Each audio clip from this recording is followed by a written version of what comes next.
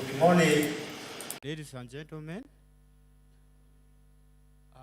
do you recognize our sitting and also our dear visitors who are here?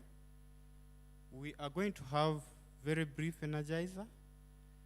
First, I'm going to show for you, and we're all going to stand up and do it as I do.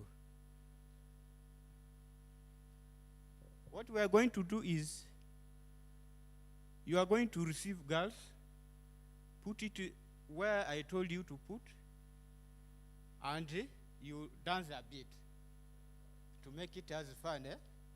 Thank you so much. I have girls. I put it here. I put it here. I put it here. I put it here. I pepeta. I pepeta. I have girls. I have girls. I put it here. I put it here. I pepeta. I pepeta. I have girls. I have girls. I put it here. I put it here. I pepeta. I pepeta. I have girls. I have girls. I put it here. I pepeta. I pepeta. Thank you. We are going to have a retake of this. That was just like telling you how to do it. Okay, thank you. Again, we are going to do it. Can we stand? Yes. That is the retake now. 1, 2, 3, begin. I have gas. I have gas. I put it here. I put it here. I pepeta. I pepeta. I have gas. I have gas. I put it here. I put it here. I pepeta. I pepeta. I have gas. I have gas. I put it here. I pepeta. I pepeta. I have gas. I have gas. I put it here. I pepeta. I gas. I gas. Thank you so much. Can we give flowers to each and everybody? Let's give showers, everyone. Let's give showers. And please have a seat. Thank you so much. Thank you so much, Ajuga. In the spirit of the girls' methodology, we appreciate every small contribution. And when you see us giving flowers, we are simply appreciating each and every person.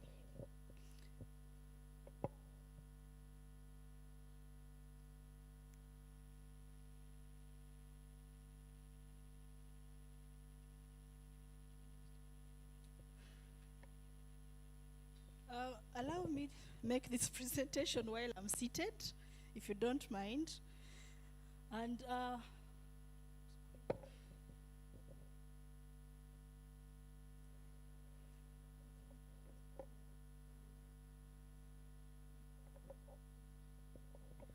thank you so much. Again, you're most welcome to this Empowered Scale Closeout event. Empowered Scale is simply a short form for a project called Scaling Up Household Methodologies from Thousands to Millions. So the title was quite long, so we had to think through a way of shortening it, and that's how we call it Empower at Scale. But the project ultimately was focusing on scaling up the use of the gender action learning system from thousands to millions. And why from thousands to millions is because we had had previous engagements before. We had had similar projects before, where we had reached to thousands of people with the gender action learning system. I know Francis, in his speech, had already mentioned earlier that this journey started way back in 2007 with the Bukonzo Joint Farmers Cooperative Society in Kasese district. And that is where we started off with the pilots, with the testing, and later on we're able to scale up the gender action learning system to different parts of the country and later on to different parts of the world. My name is Peace Immaculate Chandini. I was coordinating the Empowered Scale project.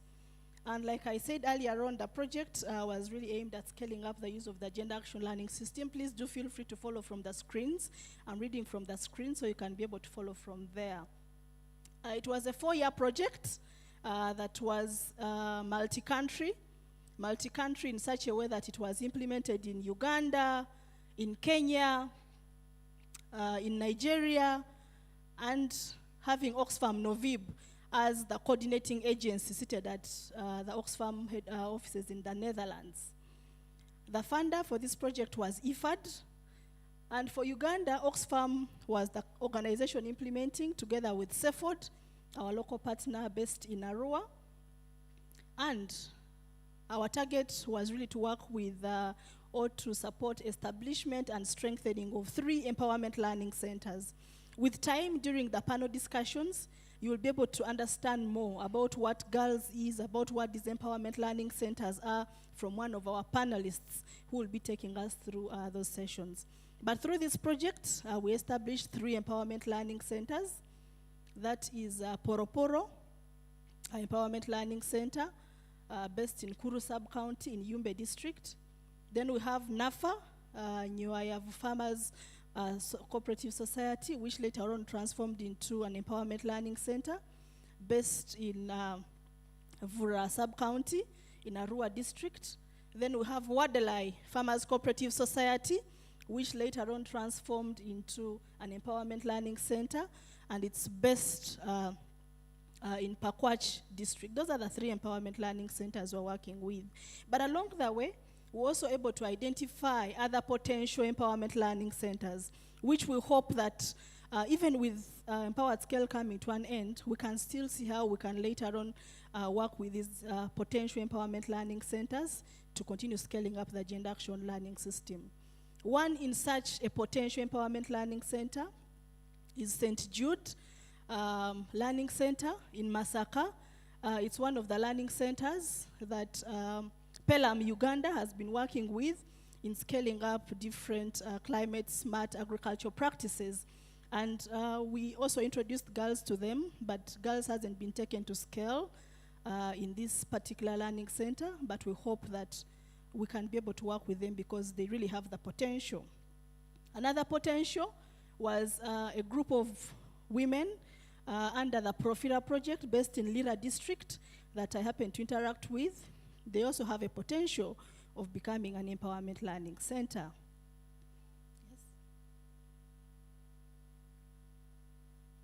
Yes. Like I said, the objectives of this project were really to establish self-sustaining empowerment learning centers. Self-sustaining in such a way that even when the project is long gone, these empowerment learning centers can still stay. They can be able to offer capacity building services to different clients. An empowerment learning center, by simple definition, is simply a place where you can go to and get to learn about the gender action learning system. And in our definition again, we say an empowerment learning center can take on any form. It could be a building, it could be under a tree, it could be in a church, it could be in a mosque, for as long as learning is taking place. And for as long as we have girls champions in place, that in itself can become an empowerment learning center. And in the event that all of us in this room were champions, in one way or another, we could as well form our own empowerment learning center. So an empowerment learning center can take on any form for as long as learning is taking place. There are different ways in which we scaled up or approaches that we used in scaling up the gender action learning system using this, through this project. One in such a way was through the peer-to-peer replication, where a champion reaches out to another champion, a facilitator reaches out to another facilitator. I reach out to you, tell you about the girls' methodology, and before you know it, it is spiraling and reaching out to as many people as possible. Another way in which we reached out was through having staff of different projects. Of course, like internally as Oxfam, we've taken a bold step and ensured that girls is integrated across all our programs. We had staff trained across different program areas, and these staff are able to support the different projects that they're handling to ensure that girls is integrated. We've also worked with different partners. One in such a case is EcoTrust, where we had a number of their project participants trained in Hoima, and EcoTrust is ultimately into climate change programming. So girls has also been integrated in climate change programming through the EcoTrust program. There are 4 years in perspective. Like I said, it's a 4-year project. We started off in May 2018 through to May 6th, 2022. So the project officially ended on the 6th of May 2022. But like the country director earlier on indicated, the end of the project is not an end of girls. For us, the journey is just starting. And we are challenging all of us to see how we can continue to scale up the gender action learning system. I'll run through some of the key outcomes from this project briefly. One is that we're able to establish and strengthen these empowerment learning centers, the Wadlai, Nafa, Poroporo, and together these empowerment learning centers have reached out to over 1,000 households in the communities that they are based in with the gender action learning system. We've also been able to support 3 other IFAD-funded projects. That is the National Oil Palm Project. The National Oil Palm Project is implemented in Kalangala, Mayuge, and Buvuma, and ultimately focuses on supporting farmers to grow palm oil to be able to economically empower these households. For us, this was a project in which we're able to integrate girls, because imagine a household that you go to and you're giving them seedlings, and yet this is a household that is busy having fighting at all times. The couple is not sitting together to plan together, work together, and you're introducing seedlings within that time. How are they able to even work together? How are they even able to enjoy the proceeds emerging from the work they do? How are they able to enjoy all that? We had, after the trainings we did for the community members, we were able to move back, document some of the change stories. The change stories were indeed amazing. We came across a couple. I'm sharing about this couple with you because they gave us consent to be able to share. Had they been here, I should have been able to hear from them. This is a couple that was fighting at all times. The man was a drunkard, and from whatever proceeds that he was getting from the businesses that he was engaging in, he was using these monies to drink and probably get on board more women and all that. Now here comes a time when the oil palm seeds are introduced unto them, and this is a household that is expected to work together, plan together and all that. That was not possible. We had to introduce one of the tools like the challenge action tree to help them find out what exactly is the problem. Where is this all coming from? What is the root cause of all this that is happening? And with time, other tools were also introduced, like the gender balance tree, the vision road journey that eventually enabled this household to be able to plan together, work together, and as we speak, they're even working together on the farm for the oil palm. These are all stories emerging from the integration of the gender action learning system within the National Oil Palm Project. Secondly is the project for financial inclusion in rural areas. I know later on in the afternoon we'll have someone in from an IFAD-funded project to be able to share with us their story about how girls was integrated within the Profita project, that is the project for financial inclusion in rural areas. And Profita ultimately focuses on financial inclusion. Girls brings on a key component of saving with a purpose. Many of us save, but the question is, why are you saving? Do you have a purpose for which you're saving? Do you have an ultimate goal for which you're saving? And what is your current situation in relation to your saving? What is it that you're going to be able to do to boost those savings? What is your purpose for saving? Girls introduces that component of saving with a purpose within the Village Savings and Loan Association. Project for restoration of livelihoods in northern Uganda, Prelno, is a project implemented by the Ministry of Local Government through the 8 district local governments in Acholi sub-region and 1 in West Nile, that is Adjumani. district local government. Again, through the Prelno project, about 10,000 households were reached with the Gender Action Learning System. Again, through the Empowered Scale project, we've seen an increased visibility of the Gender Action Learning System, not just within Oxfam, but also externally. We've had several engagements at the subnational level, at the national level, at the international level, and girls has become more visible than ever before.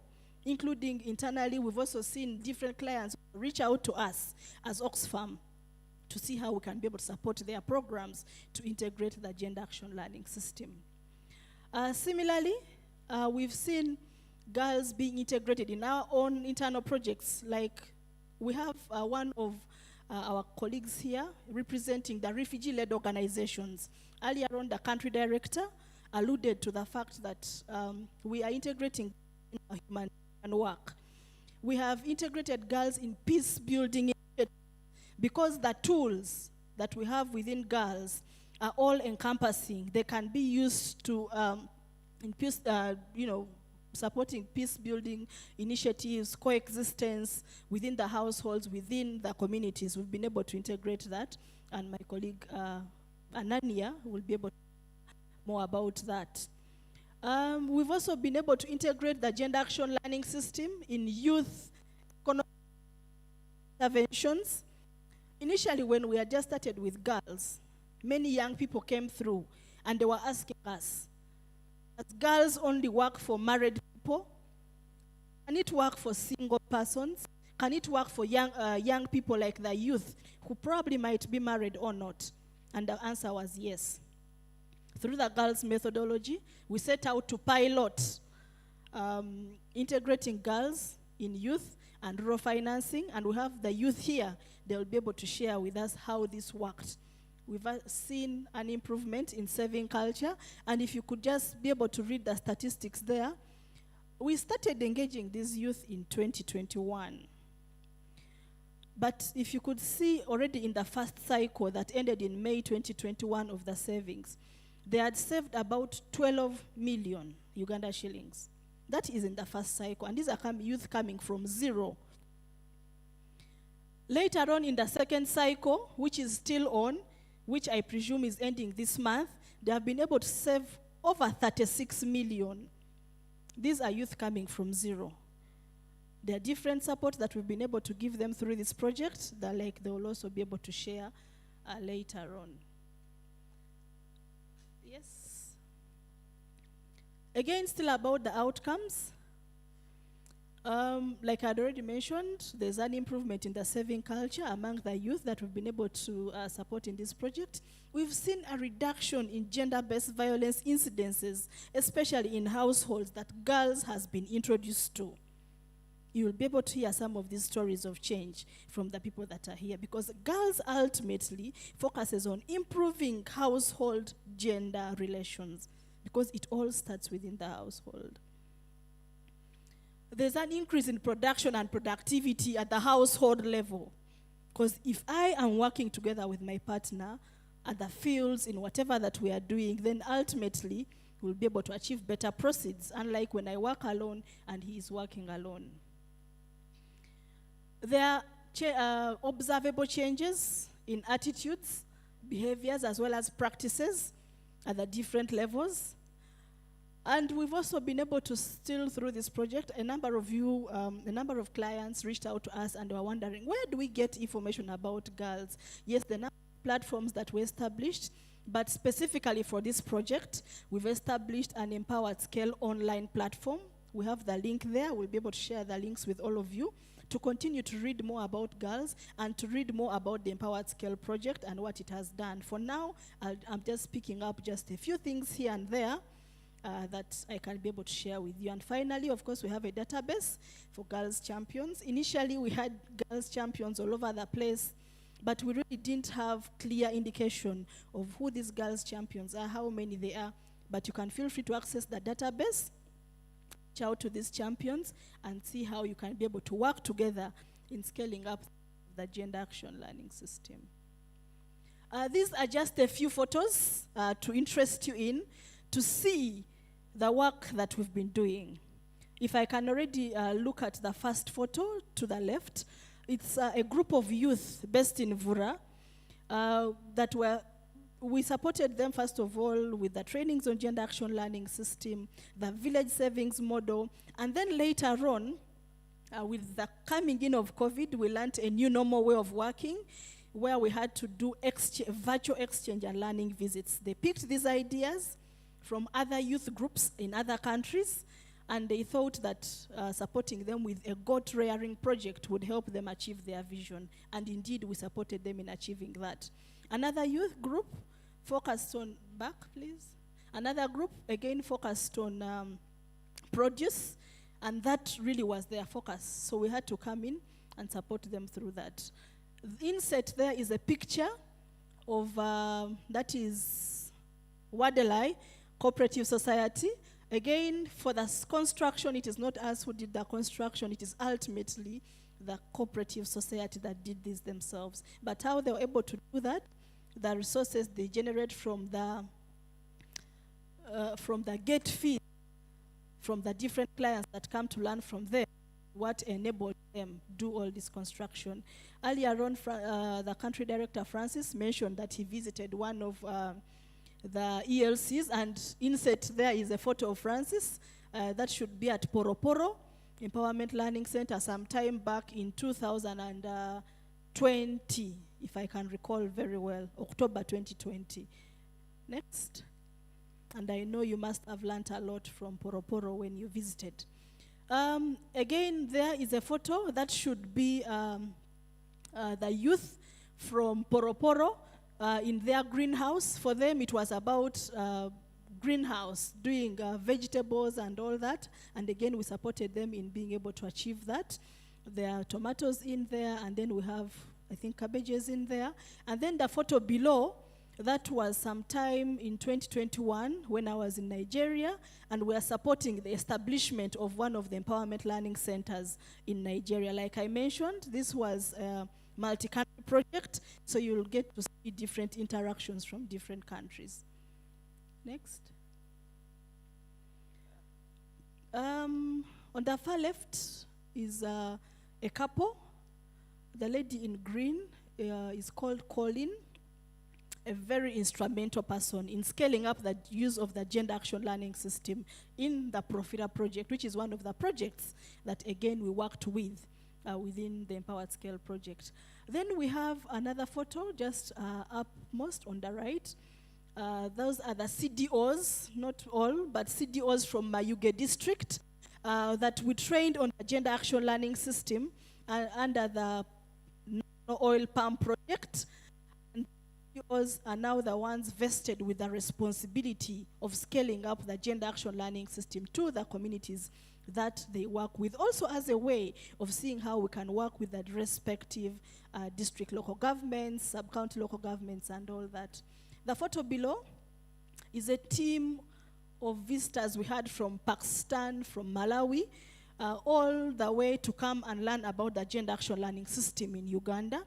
And I think they were hosted at NAFA, if I can recall very well, JB.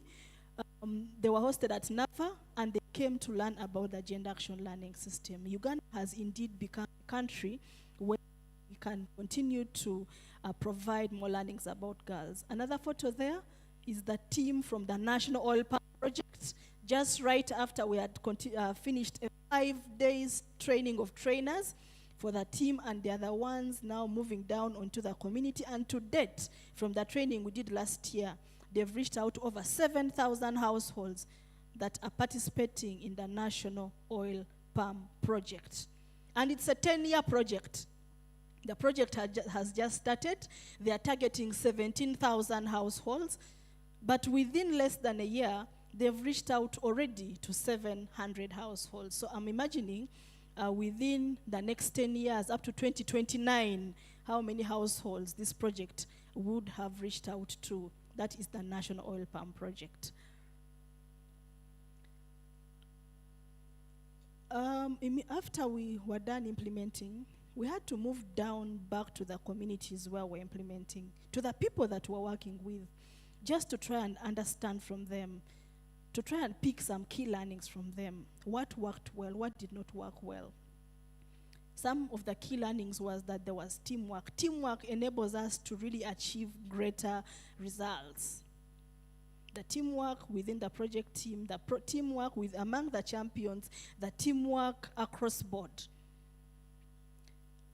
Another key learning was integration of financial literacy in the programming was key, because we had to bring on board financial literacy within the youth program to ensure that even as they serve, the question is, why are you serving? What is the purpose for which you are serving? Another key learning is that girls enhances women's participation in taking up leadership positions. As we look at programs that enhance women economic empowerment, enhancing women leadership, I know we have different women leaders here at different levels, women parliamentarians, women working at the different levels. This is an opportunity for us to be able to work together and see how we can uplift the women that are the grassroots to be able to take up these different leadership positions.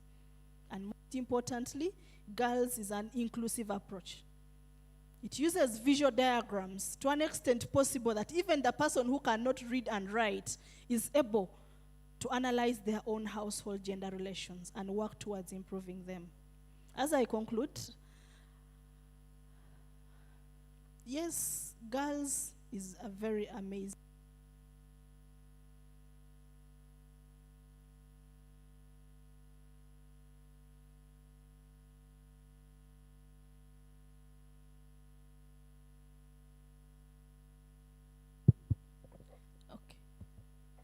It works best if you integrate it in another project.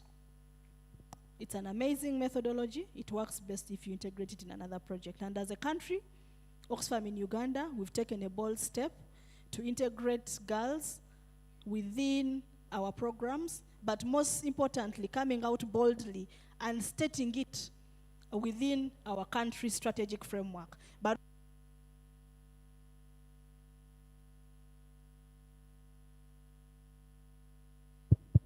But also being able to envision our country's strategic framework for the next 10 years using one of the tools of the Gender Action Learning System, just to make us understand that girls can be used at different levels. You can use it at the individual level, you can use it at the household level, you can use it at the organization level to help you be able to plan where you want to go in the next 10 years, where you are right now.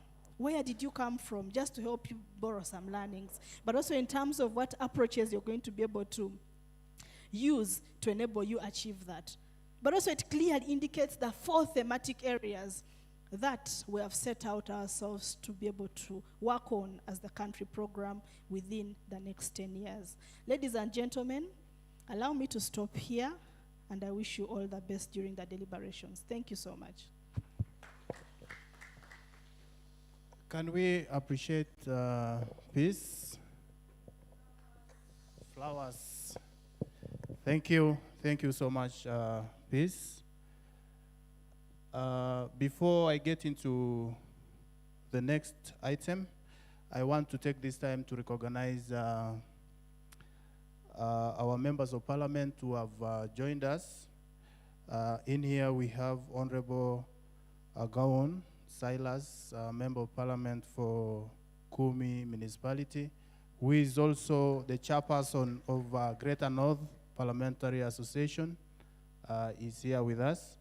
And then I also want to recognize Honorable Kaya Christine, a woman Member of Parliament for Kiboga, who is with us here. You are most welcome. And also those participants who might have joined us after we started, you are welcome. When you check on our time, we are actually running behind schedule. And I want to request that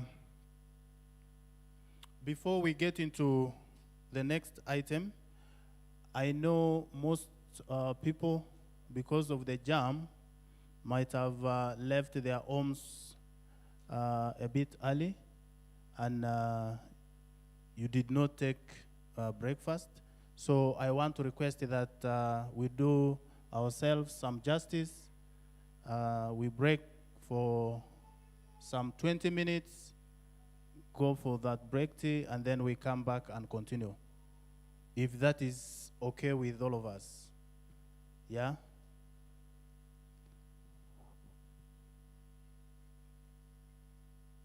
Hello? Is it okay? Ah.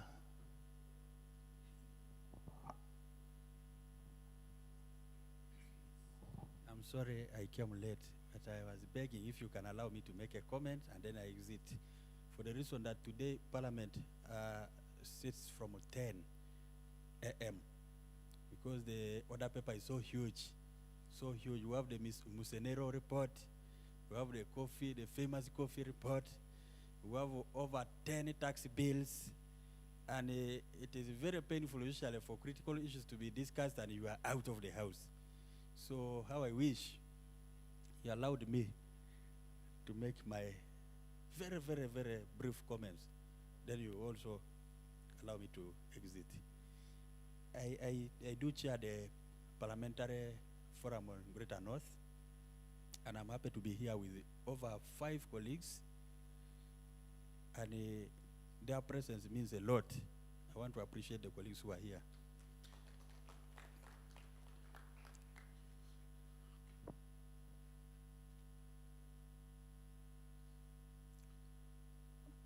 I know probably the gender committee was not invited to be a part of this, but amongst the members that we have here, I believe there are those who are in the committee on gender.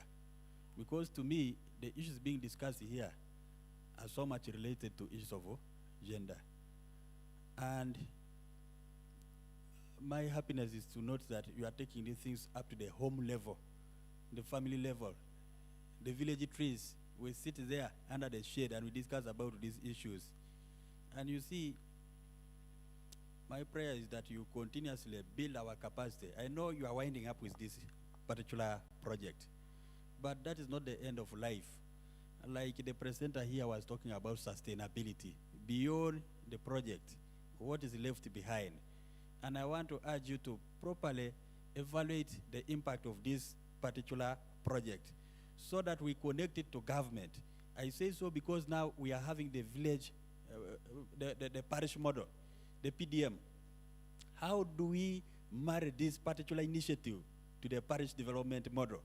Because my thinking is that if we integrate it to the government initiatives, it might make miracles and you'll see wonders happen. And I want to agree with those who say, when you work, first of all, as a man in a family with your wife, you progress very fast. Those who have witnessed research, can you raise up your hands? So if you see a man who is not raising their hand, you know they are violent at home. You know they are violent at home. But I can tell you, most times even those who just get wedded, immediately they get wedded, you see them buying the first car, you see them building the first house, you see progress in the home. So that is the beauty of working together. So empowering communities to know about girls. I need to study about girls. I think this is a cause unity. We need time to know about. It's unfortunate we are now coming at the tail end. But we can be able to do something beyond what the donors have been helping us to do. Because these are initiatives which are left behind for us. They are for our benefit. So as Parliament, really, we want to appreciate the efforts by Oxfam in bridging the gaps that government is not able to bridge sometimes. You are doing a lot. And how I wish really government listens. We need government to open up funding for the spaces for the NGO world, the spaces for civil society must be what? Relaxed. So that we are freely able to operate. I say so I am, because I'm concerned about particularly DGF. DGF should be allowed to operate freely and be able to fund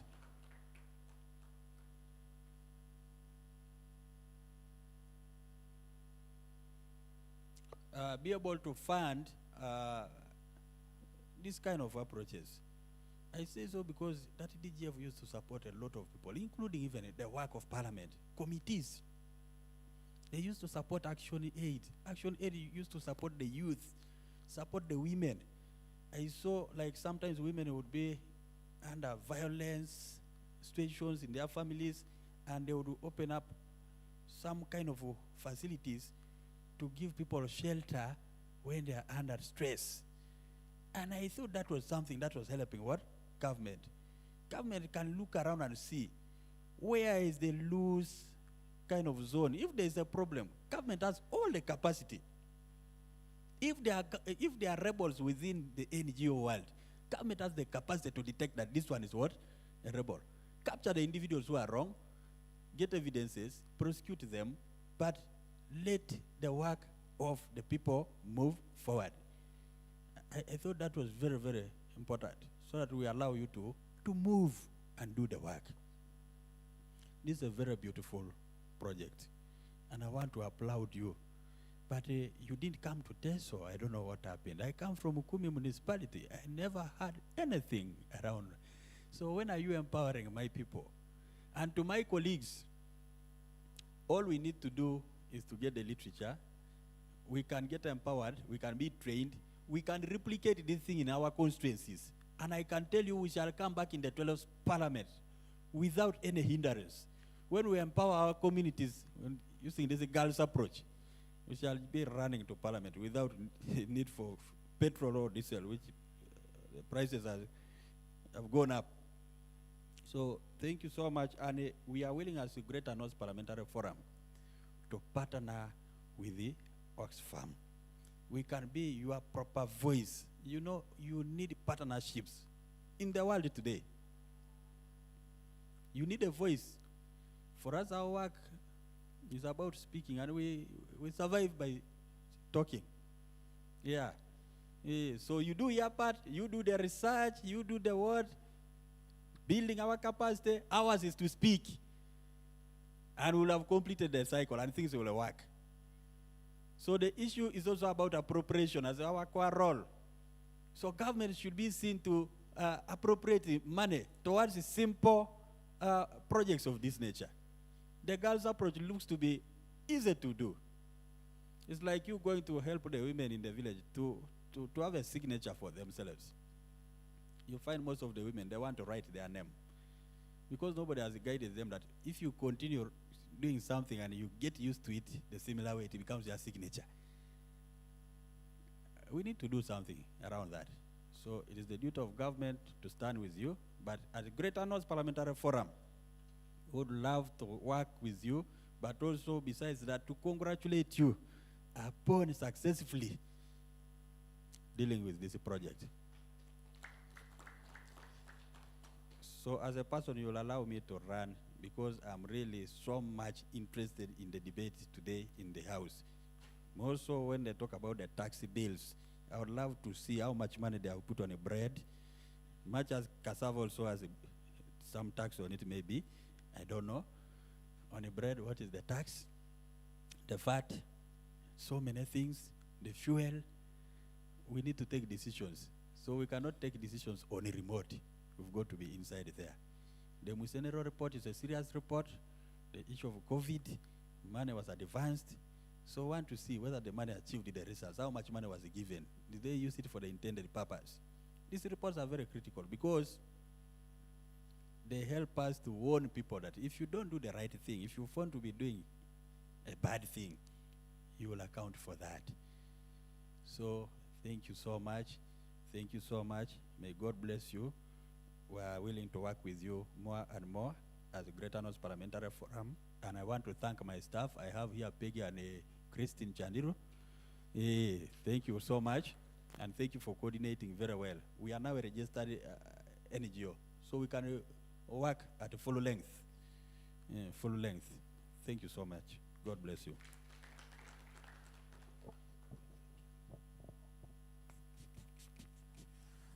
Thank you so much, Honorable, for those remarks. And as you requested, then maybe would allow you to go and attend to other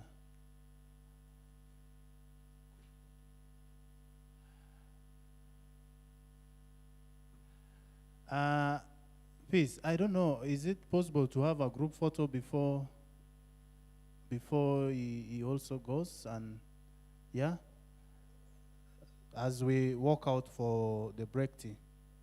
Yeah, we can just stand somewhere here, and then kindly let me invite all of us for this group photo.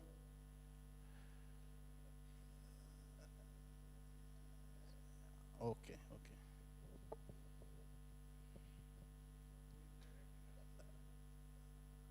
Who is coming to take the photo? Camera people, where are you? Okay, you can organize the people.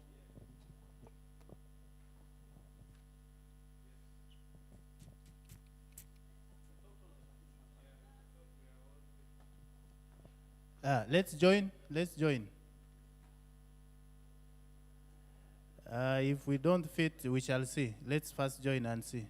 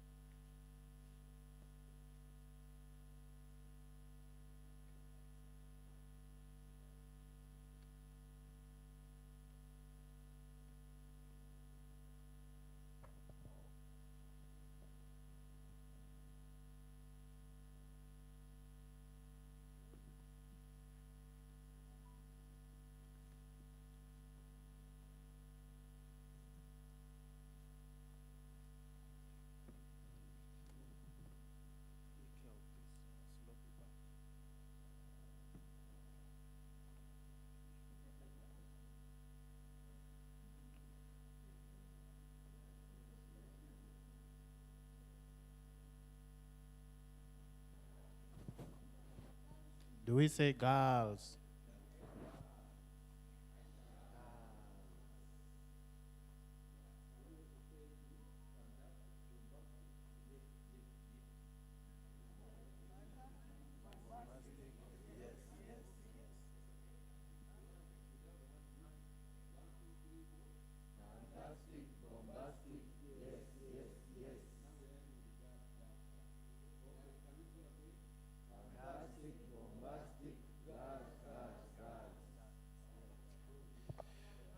Okay, thank you so much.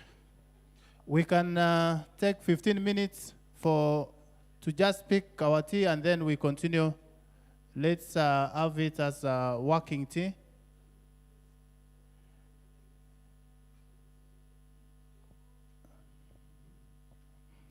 Our tea is served right outside the door.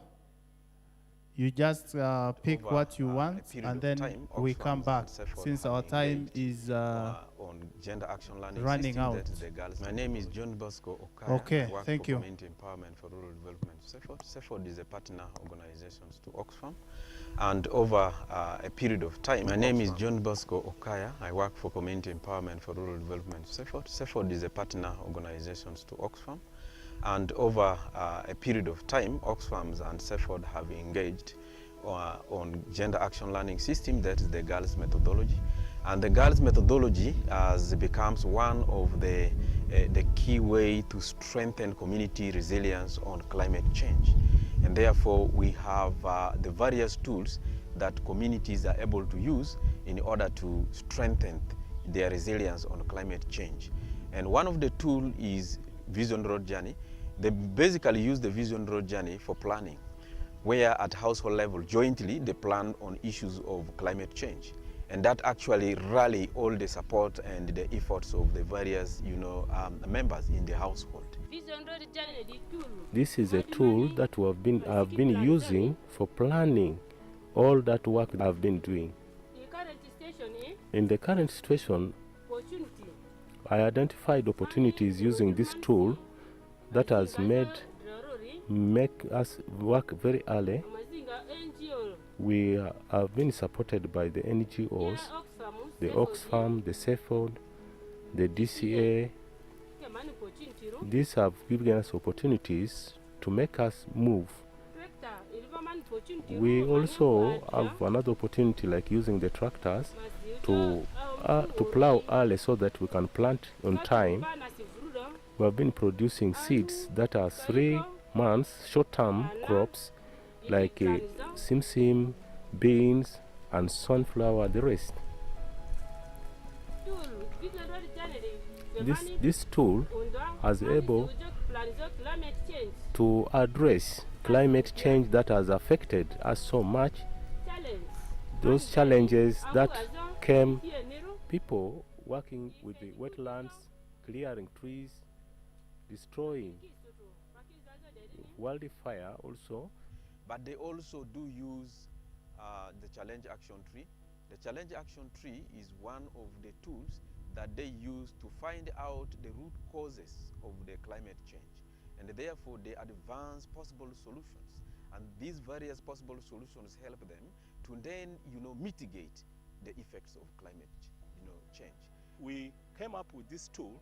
As a result, if you can see, we identified the measures that many people were destroying, depleting the forests, and also causing a lot of fire, wildfire, making us to find all measures to see that we address the situation that could lead us to the best practices in order to make a production in our area. We have used this tool several times, and this tool helped us to come up with at least enough production of crops, enough production of fish from our fish ponds. Not only this alone, we have found very many options by maintaining tree planting, seedling production, and also harvesting water during rainy seasons, and also to have the best practices that have been advanced to us by agronomists, people who have given us support, like the DCA, the CEFORD, the Oxfam, all giving us a hand that has enhanced us to see that we are able to manage these climate adaptation exercises and practices. Today, this gender action learning system was able to unite most of our men within our locality, and that today men and women are working together, they are sharing together experiences, they are even they are saving money together. The challenge action tree has enabled us actually to achieve most of our dreams. And they have also used the multi-lane highway to plan at community level, so that they're able to look at individual planning and they're able to look at community planning, but they're also able to look at how do we reach the bigger, masses. And using that approach, they're able to reach thousands of the households who are now able to mitigate climate change in their own household, who have become champions of climate change in their own households, in their community. The tools helped me to identify the measures of destroying the environment, whereby if people cut down the trees, it will destroy the environment and it will cause droughts. So the tools helped me to identify the measures and the solution to the cause. And also, when I use the tool as a group, it helps us because when we raise up the nursery beds, we use those nursery beds and take them to other people, or we share out to the nursery beds with the members, whereby they go and plant them. And when those trees grow up, they attract the rainfall, where it can do what? It can help for people to plant their crops well and prevent hunger as a change. And when I come to the community, because it is very important to because there is sensitization on climate change everywhere and our community. So sensitization comes because of this tool, because this tool helped me to identify whereby we as a group, we identified the relationship between the local government, the organization, and the other partners which are helping us like Oxfam, CEFORD, to go and teach people, to go and sensitize people on how to keep the environment according to the changes. And it helped us to prepare for the further future, because if you take climate change, because we don't know what is coming next, what is the climate going to be. But when we use this tool, it helps us to overcome, to plan for the future change. Because if we plan that this year I should plant a tree, so that tomorrow when the sunshine is too high, I can be able to get a place of rest where I can sit in the shade and relax. But also, the girls' methodology relates very well on issues of engagement with the bigger masses and with the duty bearers. And therefore, the champions of girls' methodology who happen to have transited into the championship of climate change adaptations, they have used what we call multi-stakeholders challenge action win-win tree. And that tree engages the various stakeholders who have stake in the climate change, and therefore rally their support for them to move together in order to enhance their capacity to handle issues of climate change. Since our major challenge is climate change, we are able to identify what is causing climate change. We are able to go to the solutions to identify who are the stakeholders that we can involve to talk about climate change. These are environmental workers, we have production workers, we also have the community, because we have elders there in the community, we have religious leaders who can talk about climate change, even local government. Now, when we talk about the actions, what are we going to take when we have the solution? We need actions like sensitization of the farmers and even the communities on how to use land to avoid cutting trees, to avoid cutting grasses and bush burning. Tree cutting has reduced, and the issue of bush burning, it has now reduced since there was a sensitization done in the community. And we have realized that girls' methodology actually suits very well, and it helps very many of the communities to take lead on issues of fighting climate change. And therefore, when the local leaders and the central governments comes on board on this process through that kind of engagement, and then it becomes a joint, war against the common enemy, which is championed through the girls' methodology tools. And we believe together we can actually be able to take climate changes out of community and even out of households when we use gender action learning system, girls' methodology, to fight the common enemy. Thank you.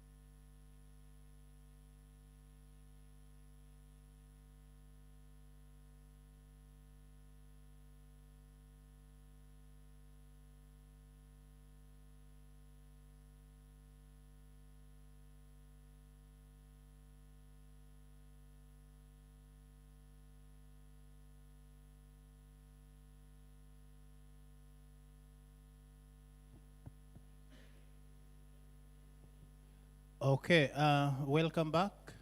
Sorry, our apologies. This interview was still going on, so we could not disrupt. Welcome back from the break. We are going to continue with our program, and I want to invite the panelists who will be discussing some key areas in relation to gender action learning system. We shall be looking at how we can be able to integrate gender action learning system in development programs. This will be handled by John Bosco Okaya.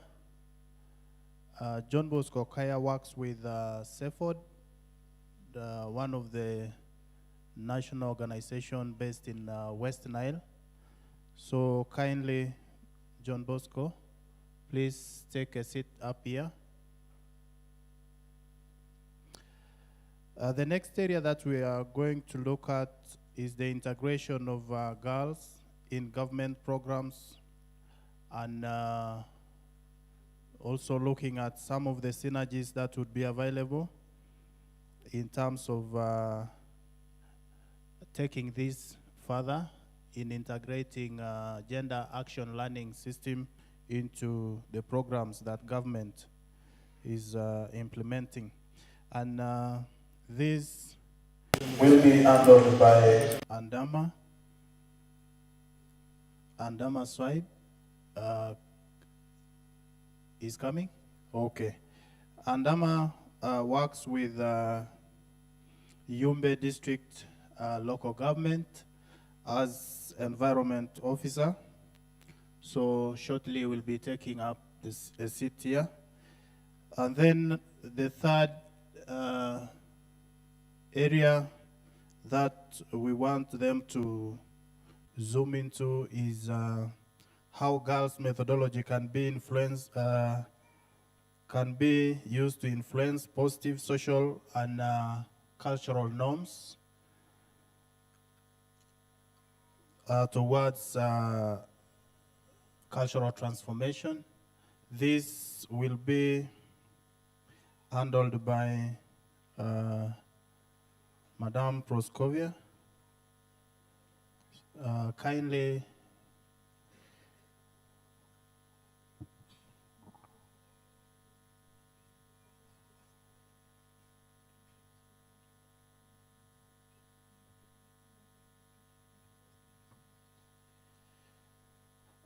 Madame Proskovia, kindly take up. More than 60 countries. So the person who will be helping us to moderate the panel will be Yusuf. Yusuf is one of the experienced journalists in radio presentation, radio programming, and currently he works with Arua TV, or West Nile TV, based in Arua. So he's the person who will be helping us to moderate the discussion as we learn from what the panel will be discussing and also be able to contribute as participants. So I want to welcome Yusuf. Yes, please.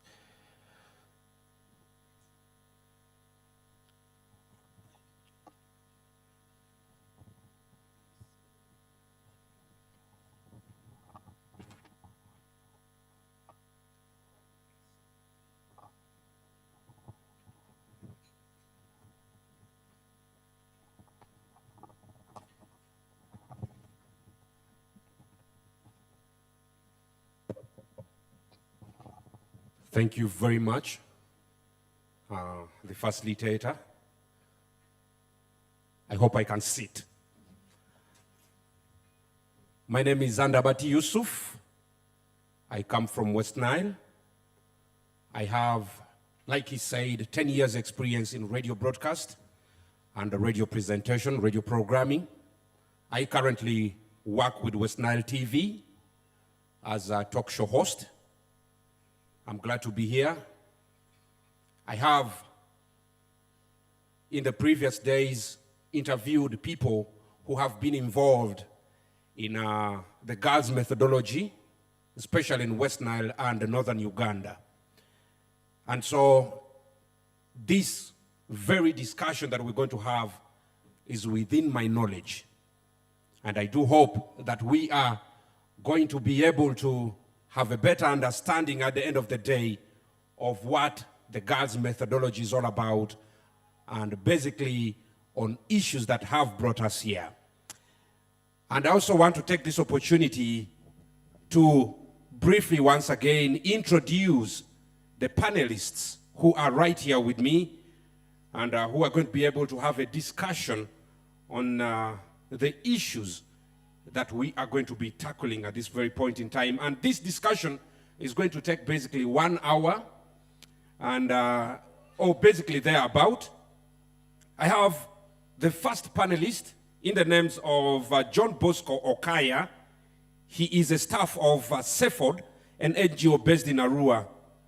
We normally call him JB. He has been my, panelist in a number of discussions that we've held before on issues to do with communities. And he has 10 years experience as girls practitioner and also girls trainer at the local, national, and international level. JB has been instrumental during the different processes of developing, piloting, and scaling up of girls' methodology across different program areas right from the time girls was developed in 2007. And JB is right here on my left. I'm glad to have you here as a panelist. The second discussant or the panelist that we're going to have this very day is Omukungu Proscovier Nanyonjo Vikman. She is the chairperson of Buganda Kingdom Environment and Bulungi Bwansi Board, and also a gender champion and a social justice activist. She is a member of Entebbe Women Forum, a network for women voices. She's also a mother of 2 young adults. You're most welcome. Glad to have you here. I have an environmentalist who comes from Yumbe District. He is the senior environment officer working for Yumbe District local government. He has actually been in this position for the last 15 years, a very experienced man who has been working with the champions in Yumbe District, that is the Poro Poro, and he's right here with us. Mr. Andama Swaib Solo. He has also played a very key role in giving technical support in other government and World Bank programs like Dr. Deep, USMID projects, among others, where environment and social safeguard issues have been addressed through infrastructural development. And also yesterday, they were in a workshop with World Bank to spearhead the construction of a road project from, Koboko to Moyo. And this will be able to affect the community that live along this road, and he has been part of this. And so along this road is where the champions for this project also live.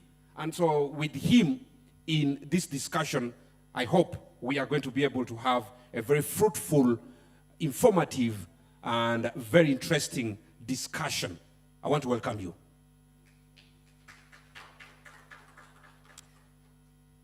I also want to recognize the presence of our online audience. Those who have just joined us, I want to let you know that we are online. You can join us on Zoom and a number of other online platforms. And those present, please give us your listening ear. And so at the end of the day, you'll be able to contribute to this very noble discussion that we're going to hold right here, right now. Now, I want to start this discussion straight away with the gentleman on my left. I want to apologize. We only have one microphone. We'll be able to share. I hope that is okay with you. Thank you. Now, JB or John Bosco works with CEFORD, like I introduced him earlier on. And we want to look at the aspect of the integration of the girls' methodology in various development programs. Is this a possibility? And what can be done to integrate the girls' methodology in different projects, in different programs? So I want to start with you, please. You can make use of that microphone and take us on as far as this is concerned. You're most welcome. Thank you very much, moderator, for this wonderful opportunity. If you can use this.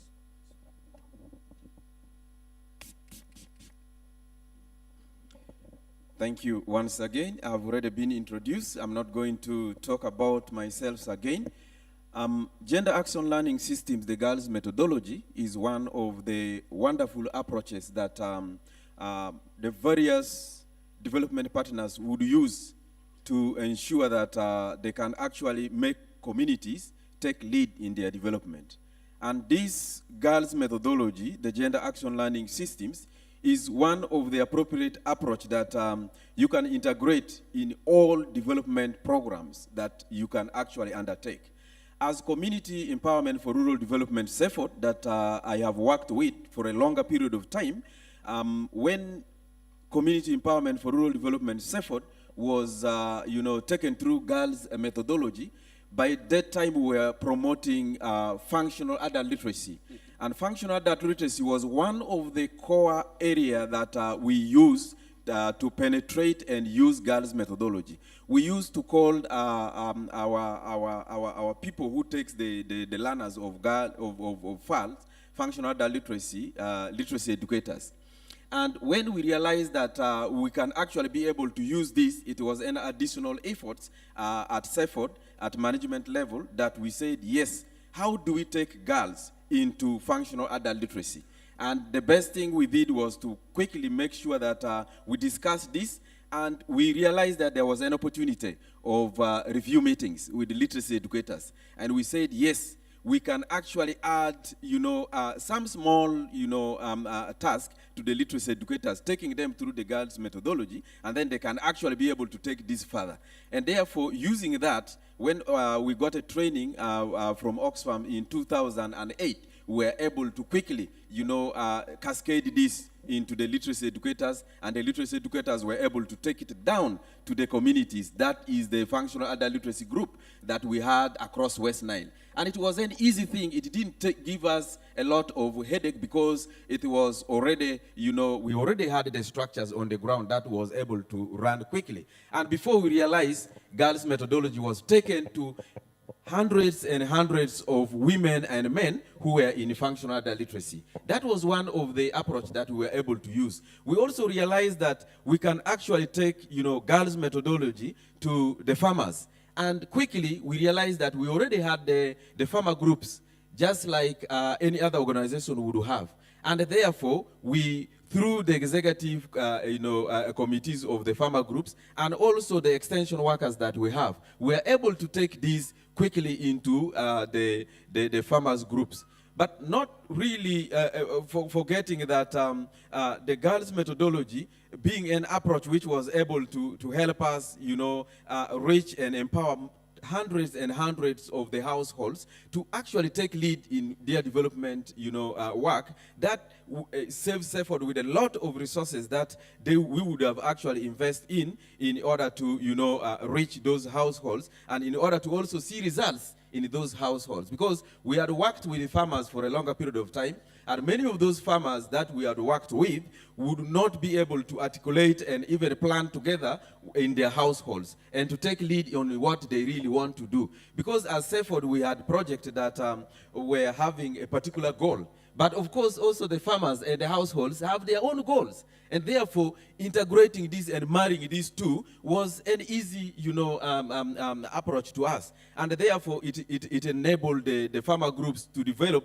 from, loose farmers group into marketing association who are able to take, lead in what they are able to do. And it also helps us for the farmers group to transit from marketing association into cooperative societies. You have heard we have various cooperative societies that are there and they stand, a test of time in West Nile because the girls' methodology was able to empower them to take lead in what they want to do. And this also was taken to the households. And that is actually the quickest integration approach that you can actually be able to see, that even when you bring this, the communities are able to take lead and they will be able to show you the directions. And by so doing, you will be able to achieve the goal of the project that you would want to achieve very, very, very, cheaply. But also at the same time, it empowers them to question every development, process that you are going through. Actually, many of the groups were able to hold CEFORD and Oxfam accountable for our actions and inactions that we have committed to do, because then they were also under pressure to achieve their own visions at household level.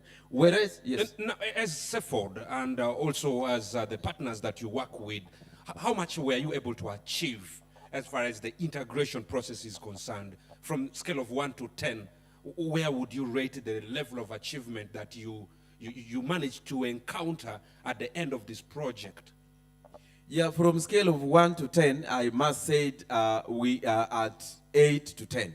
Okay. Within that range, because really a lot has been achieved. For example, I'm very happy that during that process when we were developing, we came up with the business model, and I'm happy to mention Honorable Member of Parliament Kaya Christine, who was able to help in this development of the business model. Because then, how do we sustain this? I want to tell you that we did not have resources. One, to even build empowerment learning centers. But you have seen the empowerment learning centers that has come themselves, and it is millions and millions of shillings mobilized by the people themselves. And that really shows to you that a lot has been done, and the champions who have come out willingly to help the communities who are actually in need. One, on how they can handle some of the plannings at the household level. Planning at household level is one of the critical things. I want to tell you that I'm a practitioner of girls' methodology, and the girls' methodology, the first tool I picked that has helped me, I don't want to masquerade, because the first tool that helps me was the Vision Road Journey at household level. My madam, initially I thought was somebody who is not, helpful to me in terms of planning. But little had I known that my madam, who actually stopped in P7, don't say probably I have stopped her, but that woman is one of the most intelligent, persons I've ever encountered in my life. Okay. Many people would say, what is happening in your life here and why are you developing this? Behind that is that woman. She is a planner. She is, an allocator of resources very effectively. And you would really see that when I get to do certain things, I just only say, please, can we proceed? And therefore, that is the thing that I've learned. Because by that time, my life was in trouble. Because I had a lot of challenges. And when I picked that Vision Road Journey, I want to tell you, by that time we were with my madam, we couldn't talk. For the last 4 months, we would not talk to one another. You place money there, the woman picks it and goes with it and buy food. But the Vision Road Journey was the turnaround in my life. Okay. I'm very happy. You can't separate it with me, because I'm passionate about it. It has rescued my marriage. It has rescued my life. And I remember when we were wedding, I made mention, and an honorable woman of parliament for Arua district would attest to that, Honorable Papa Lillian, yep, that my woman is the greatest resource I have ever had in my life. And that is the kind of persons that I really, attribute and cherish, because girls' methodology is part and parcel. So in terms of achievement, I must tell you, we had little resources and power at scale, but the achievement is enormous. These ELCs and the girls' champions will tell you later. Okay. I really would not want to say that. Let's look at the aspect of the sustainability. Do you think this sustainability plan, is there a sustainability plan in place that can be able to push to other people and other areas where the girls' methodology and this whole project has not reached? Yeah, thank you very much. In terms of sustainability, there are quite a lot of things that the ELCs will be able to tell, the Empowerment Learning Center will be able to tell us. Because one of the critical things I want to say is that when this project was coming to play, we realized that most of the girls champions are actually aging, and I'm one of them. I'm one of them. And therefore, there was a deliberate attempt and an approach to bring youth on board. And therefore, we penetrated that, and we use, the girls' methodology to penetrate the youth. Meaning that in terms of sustainability and scaling this from thousands to millions, then the youth are there because they are the future. And therefore, the girls' methodology will continue. And also, I want to tell you that, one, we did not allocate resources for the ELC. And if they are able to identify and they're able to mobilize resources, they're able to sustain themselves. They're able to train people who comes from households to them. They're able to train the community, members. They're able to train community leaders. They're able to train local government groups. Then what kind of sustainability are we talking about? It is self-sustaining. Therefore, the girls' methodology, the ELCs, the Empowerment Learning Centers, I don't even want to say that it is closing. It is actually starting. Because of the visit that we're having at Empowerment Learning Center. All right. In this various thank you very much. We'll be able to have some other information coming from you. I do believe that there's a lot that you can be able to share with us at this very point in time. Now, let me come to our second panelist. And he, like I introduced earlier on, works with Yumbe District local government. He has been very, very focal in helping the group in Yumbe, in Kuru, the Poroporo. So we have an understanding of the integration of the girls' method to government programs. Is this a possibility? We are looking at the development model here. The number of other government projects. Can the integration be possible to have a better end result, especially for a number of government projects? What integration methods are available for this to be achieved? Yes, Mr. Thank you, moderator. In the first place, I want to appreciate Oxfam as a humanitarian organization for exceptional service delivery in this country. And I want to thank Oxfam for taking the most vulnerable group of community into their programming. I also want to extend my sincere appreciation and thanks to CEFORD, a local national non-governmental organization which is registered and working with the communities from day 1 to day 5. I want to thank them, especially in West Nile region. I get to know Poroporo way back when I got my first appointment as the district forestry officer in 2006 and Dragon Agroforestry. As an officer and extension officer, I had to look for where these community groups which were not supported under different government programs. I took my time, I went to visit them, and indeed I found they were helpless.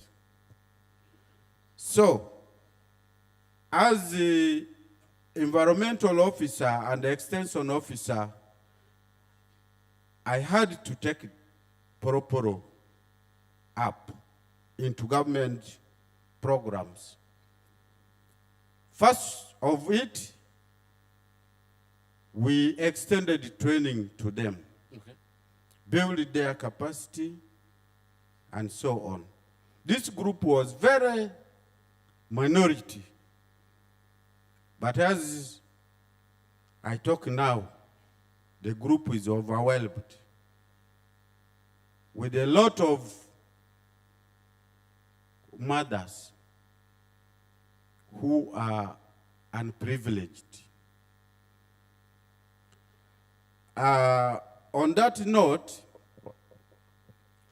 we moved on up to date. That is why perhaps I got this opportunity to come here today. It is through their initiative. And perhaps I was proposed to come here by the group. I didn't know. Because of the work that you've been doing with them? Exactly. Okay. So when you visited me in the office to interview me, I was not aware. Kumbe, what you have done, good will follow you wherever you will be. So that is a very good recommendation and testimony that I wanted to share with my colleagues in government. Let's go to the aspect of the integration of the girls' methodology with a number of government projects, government programs specifically.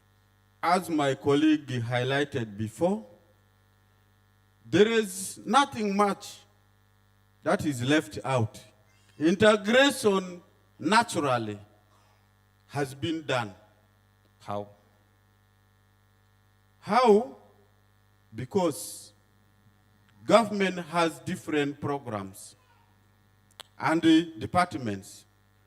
One department is education, health, community services, production, natural resources, and etc.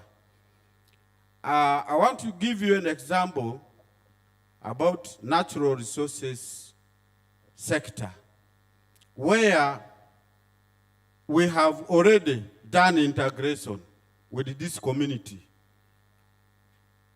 called the Poroporo. Because when you go right now to Poroporo, you will see a lot of interventions in this area. One is the establishment of woodlots, raising of various tree seedlings, practicing different agroforestry practices like apiary, and etc. And one of the members of this group, I think, was awarded a contract by local government to undertake restoration of Bidibidi refugee settlement for the last 2 years. And it was an initiative of my office and Yumbe District local government. After ascertaining their potentiality, we had to integrate them into the system. And when we empowered them with all the local tools, including financial resources, if we go right now to a number of institutional schools, you will see standing woodlots, which are interventions of this group. Therefore, integration, that's why I said integration has been done. In education, I will testify that most of the Poroporo community, they don't write and read. But because of the gender action learning system, I want to assure you, the women will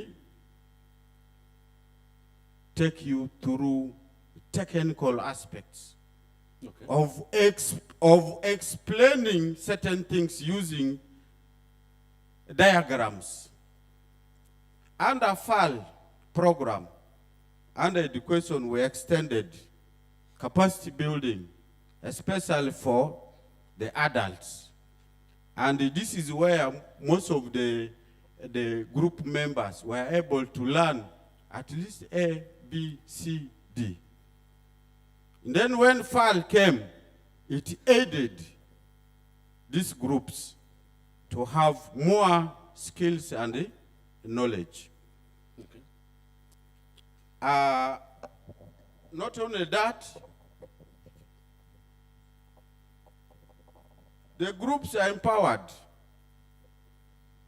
in a way that they embrace village savings. And under commercial services of the government, we build the capacity of these groups to ensure that the money that they save is safe and they use it very well to sustain their livelihoods. That is how, when this project ends, I think these groups are already blessed because of the existing government structures, which I have mentioned. Okay. And what is lacking, if there are gaps that we shall identify, I think these gaps will be narrowed. Okay, so are there specific synergies that can be tapped to make this project much better for the future? Thank you so much. As I said, government has different development programs. Very good synergy that I want to share with the participants is that the coming of Dr. Deep, Development Response to Displacement Impact Program, for refugee hosting communities. Under this program, the government is strengthening different groups. And in this program, much of the opportunities given to women. Under this program of Dr. Deep, we have labor-intensive public works, where communities, vulnerable communities, work for 4 hours per day, and they get 5,500. This is cash money. Okay. Out of this 5,500, there is mandatory savings, which is 1,500. This money remains in their account. And after this project, this community will come together and agree on how to use the money they have saved to improve their lives. I think it is the same thing that girls methodology is impressing. Okay. Under World Food Program, we are also strengthening beneficiaries among vulnerable group of women, especially breastfeeding. Breastfeeding child under 2 years, and pregnant mothers. Why? In Uganda, we have a lot of malnutrition challenges. And under this program, we ask, World Food is giving 48,000 Uganda shillings per month to a pregnant mother. The moment your woman has conceived today and it is on record, this woman is registered, uploaded into system, and she starts to get what? This money for 2 years until she has given birth. Under OEP, Ministry of Gender, Gender, Labor, and the Social Development Program. We're also strengthening resilience among women with a particular focus on household income. Group members and leadership skills, financial literacy, and so on. where government gives loans to vulnerable group of women and also the business community, women who are involved in business. And all these programs, these are good synergies. After this close of this program, I think we are ready as government with the existing synergies that I have mentioned.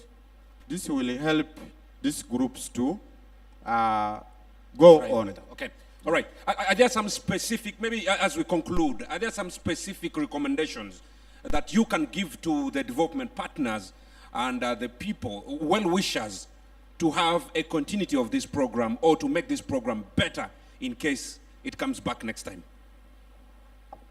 Just as I said, every program has some gaps. And these gaps, when identified, they should be bridged. What is important in all these aspects is coordination of all the different structures. Government, non-governmental organizations, CSOs, and private sector, so that these gaps are addressed. All right. Okay. Thank you very much, Mr. Andama Solo Swibe. He is a senior environmental officer for Yumbe District Local Government, and is one of our panelists here for the discussion this very afternoon. And I want to, in the interest of gender, bring in somebody who has a very wide understanding of issues to do with gender, issues to do with culture. She is in the Buganda culture. And I want us to take us through this. And for quite some time, we do understand that there has been rift between culture and gender equality in various parts of this country. So how can the girls' methodology influence positive social and cultural transformation in the communities that we come from? Yes, madam. Thank you very much. As mentioned earlier, I'm Proskovia Nanyonjo Vikman, and thank you for pronouncing the Nanyonjo. As you heard, those who come from this culture, when you hear Nanyonjo, it means I belong to a clan. And that clan is an egret, the white egret, which comes from the swamps and everything else, but it has the lineage. Now, for gender action learning system, from the Buganda culture, and I think most of the African cultures, it rhymes well. We're not contradicting. If you see the Buganda structure, where you have Namasole in Buganda is the mother of the king, of the Kabaka. When you see Nabagereka is the wife to the Kabaka, the two have the key role in the kingdom. If you've ever been in a traditional Buganda event where the Kabaka is, the only two, I think the only person who doesn't kneel before the Kabaka is the Namasole, and that's the mother. Namasole is the mother of the king. And for us, we take through the clans. So even if the actual mother died, the heir who comes for that post comes from the mother's clan. The Kabaka doesn't take any other clan, they take the mother's clan. So our kingship is matrilineal. You'll be asking me, why am I taking you through that? Because the girl system for Buganda is actually enhancing what you already have. Okay. It's not contradicting. If you came to our culture, I'm speaking from Buganda, that's what I know, but I think the Bagishu have it, the Toro have similar. We have what we call a choto, sitting together as a community. And in the girl system, it's already there, where communities are sitting and analyzing certain things. So for us, it's already enhancing. It's already helping us identify, although in a modern way, on how to use diagrams, because a choto is actually poetic, you just talk. But with a girl, you have also diagrams being shown. So it actually is enhancing our cultural norms and values, and we welcome it. Initially, I was complaining to Oxfam, and the ED is here.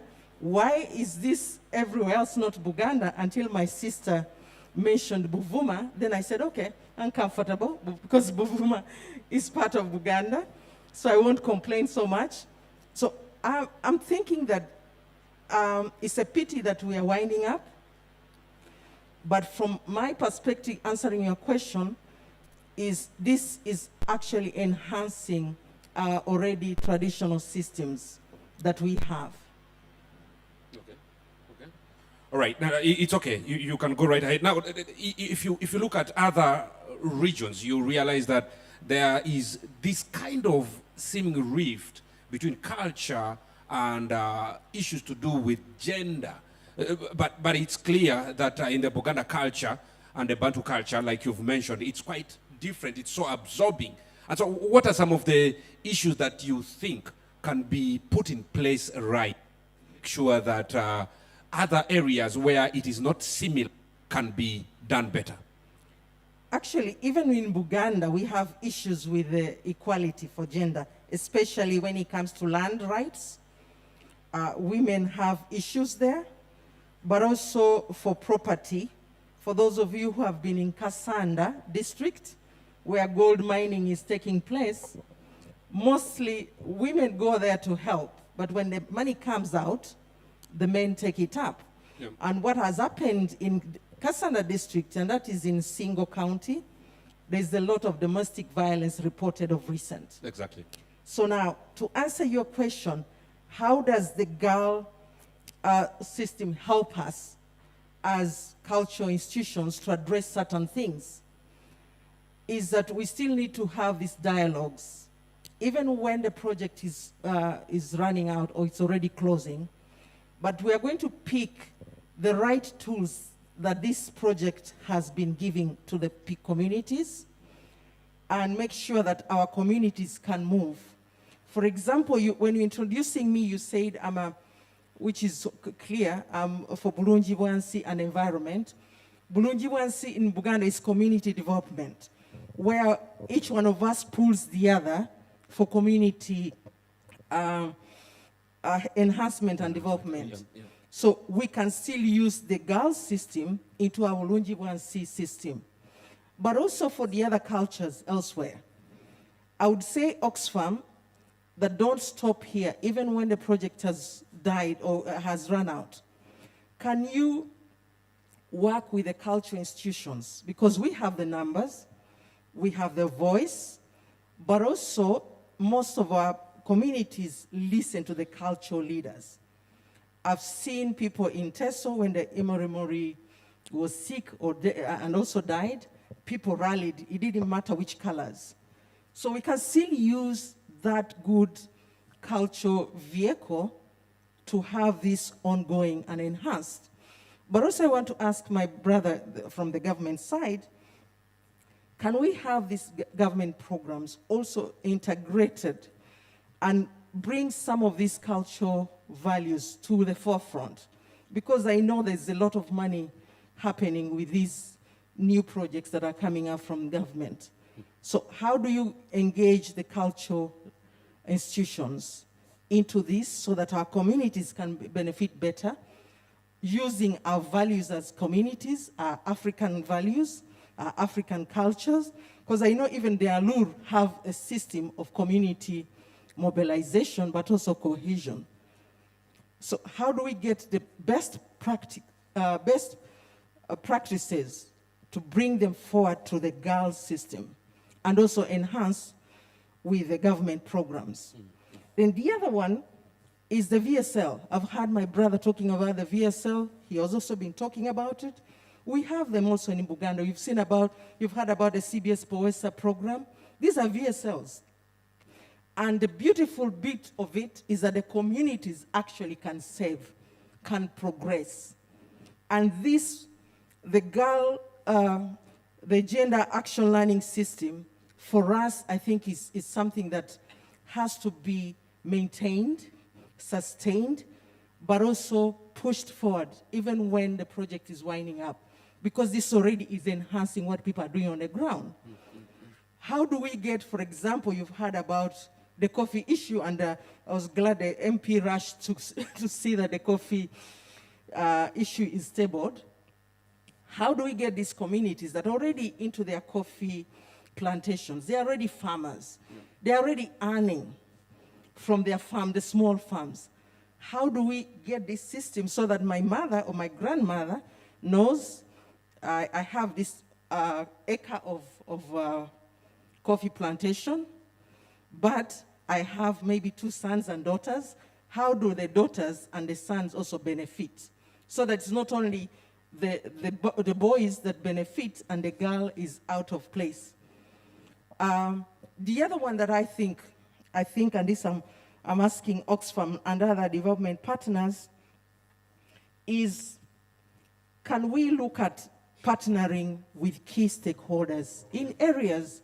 If you are in Arua, look at those progressive cultural, traditional leaders that have a voice, because people listen to them. Get the media. And I'm glad you talked about the youth. Somebody was talking about the youth. We need the youth on board, because my age, I have young adults. That is their future. It's not mine. How do I get them on board? How do I teach them that this girls system is good for us, that we can sustain it? And how do I get Oxfam talk to those youth? When your introduction, you also mentioned that I'm a member of Entebbe Women Forum. Yep. Some of you have heard what has been happening on Entebbe. Entebbe is a peninsula, but because of the women voices, most people have been coming out about the encroachment on the lake, on the swamps in Entebbe, and also the small forest that has been around there, are women. How did they come there? Because they were empowered to speak. They were empowered to use their small phones to take pictures and report. So if you empower a woman, they can do more and go beyond, but also educate other women. And I'm also, thank you, the mother has just left. I wanted to thank the mother who came in, she's there. I was so happy that Oxfam, you even invited our young mothers to be in here. It's rare to see workshops like this, having breastfeeding mothers coming in. Could we applaud Oxfam for this? And the mother who, with a young man, I think he's a young man. Kindly, yes. So I was so happy for that, because those are small details, but they take mileage, that when we are speaking here, we are actually walking the talk. Yeah. We are not just talking. Mm-hmm. So I'm trying to say in brief that the girls system does not contradict with our traditional values, and I think it can only enhance what we have, but also much better, because most of our communities in the grassroots levels, they are illiterate, or some are semi-illiterate. But the graphics, the way the drawings do, help someone to understand better. All right. Okay. Thank you very much. Our time is fast spent. I will be able to give an opportunity. Please, can we give a round of applause for my panelists here for the elaborate discussion that have put out. Thank you very much. And I want to give an opportunity to 2 to 3 people, at least, to have a saying from the audience. If you have a question, if you have a comment to make, at least 2 to 3 people. And I will, that is 1, that is 2, that is 3. Oh, there are 5 now. I wanted just 3 or 4. Okay, but let's see. Let's be as brief as possible. Can I be able to ask you to come forward for the purpose of the cameras? If you can come forward and maybe stand somewhere. I can leave my seat for you, if that is okay. You can come right here. Let's start with you. It's okay. We can be as brief as possible. Camera people, is it okay here? All right, perfect. So you can be as brief as possible. You're most welcome. You can start with your name. Thank you, moderator, and thank you, the panelists. Probably Mrs. Vickman, can you remove your mask for a while? So that people can see you. Yeah, so that people can recognize you. I'm Christine Kaya. Perfect. I am the Member of Parliament for Chiboga District, Woman Member of Parliament for Chiboga District. When you look at the composition of the participants, most of them come from the West Nile, all the north, but I come from Chiboga just because I'm a girls champion. For those of you I've shared my mails, you can see down there I put girls and PHE activists. So this is where I come from. You know, when you don't know where you come from, you may not know where you're going. So amidst serious business, parliamentary business, we are here to testify that girls has changed our lives. All of us pioneers in this, I was with him, we had a number of methodologies in girls. And all of us had different tools that really moved us. One of the best tools for me was the decision-making tool. So that one used to empower me so much. But members who are here, probably for the first time, the evolution of girls, we kept on wondering how can we mainstream gender in livelihood projects.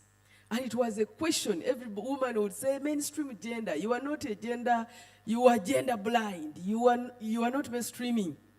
And this is a household methodology which is trying to help us also in the reporting on some indicators. You know, gender indicators are not easy. The commitment we had in 1979 on CEDAW, Convention on Elimination and Discrimination Against Women in 1979. When Uganda we committed to this convention, actual operationalization of that convention had a lot of question marks. And this is a household methodology that is helping us look at the gender-sensitive indicators from household level, such that we are able to measure ourselves. Yeah? Look at how you work. Do you get leisure? Are you free from violence? If you are to accord yourself marks out of 100, you will get to see that at the end of it, you are able to talk about whether you are fulfilling the set of provisions. And we are looking forward. We know we are somehow closing, but usually the girls' projects have been like this. As they close, another one emerges. As they close, another one emerges. That is how we came up with the business model, which we are closing now. So we anticipate that we are going to replicate this model to other districts. And please, members, we had even formed a group of consultants for girls. Me, up to today, I still do that consultancy. So that we can reach out to many districts to take up this. We do not want to look at West Nile alone. We want something that covers the whole country. And I remember when I used to work with you in West Nile, I think I've talked to some members. I have serious experience in working in West Nile. Those farmers used to pray for me that I become a minister. And then they would say, we want you to be a minister, because when you become an MP, you will only concentrate on your district. But when you're a minister, you'll find time to come back to West Nile. So I don't know if I've come back to West Nile by appearing here, but I expect to go back later on. So we had all the districts. I request that the champions that we used to work with, at least every district in West Nile, to have a champion in some of these gatherings. And then we needed to look at the way we can bring in this methodology in the different cultures, because different cultures can welcome them separately. They have talked of marginalized and vulnerable communities. Every part of Uganda has these types of people. You cannot say Chiboga doesn't have any marginalized or vulnerable community, but you were lucky. West Nilers, you were lucky that this project came to you. Pray for us that we also reach out to our people. Thank you for this opportunity. I don't know if God wishes I may remain with you. If things become tough, I may also have to go out, but that is me. I'm a girls champion. Thank you, Jacob, and all of you, John Bosco, and all of you Oxfam team, for keeping up the spirit. I can see Teddy, I used to see. I'm seeing very many faces that we used to work with down there in West Nile. Thank you for keeping the mantle. Thank you very much. Thank you. All right.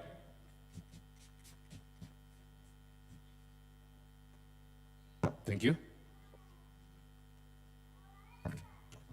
Thank you, Chair of the session, the moderator, and thank you, everyone. I have a few comments, just 2 or 3. My first comment goes to JB. JB, when you are speaking about the methodology, I got the impression that right away from day 1 to the last day, all was okay. I just want to ask, did you have any challenges in the implementation of this methodology, so that those of us who are picking interest in the methodology and perhaps we want to scale it, we would be able to prepare ourselves for the challenges? I also know that in West Nile and in northern Uganda, the elders are highly respected. And what they say, almost everyone in the community abides. What was the level of acceptability of this methodology to the people, the elders, who especially because of the traditions that they have come through, they could have had maybe a few issues with the methodology. And then my last one goes to Andama Swaibo.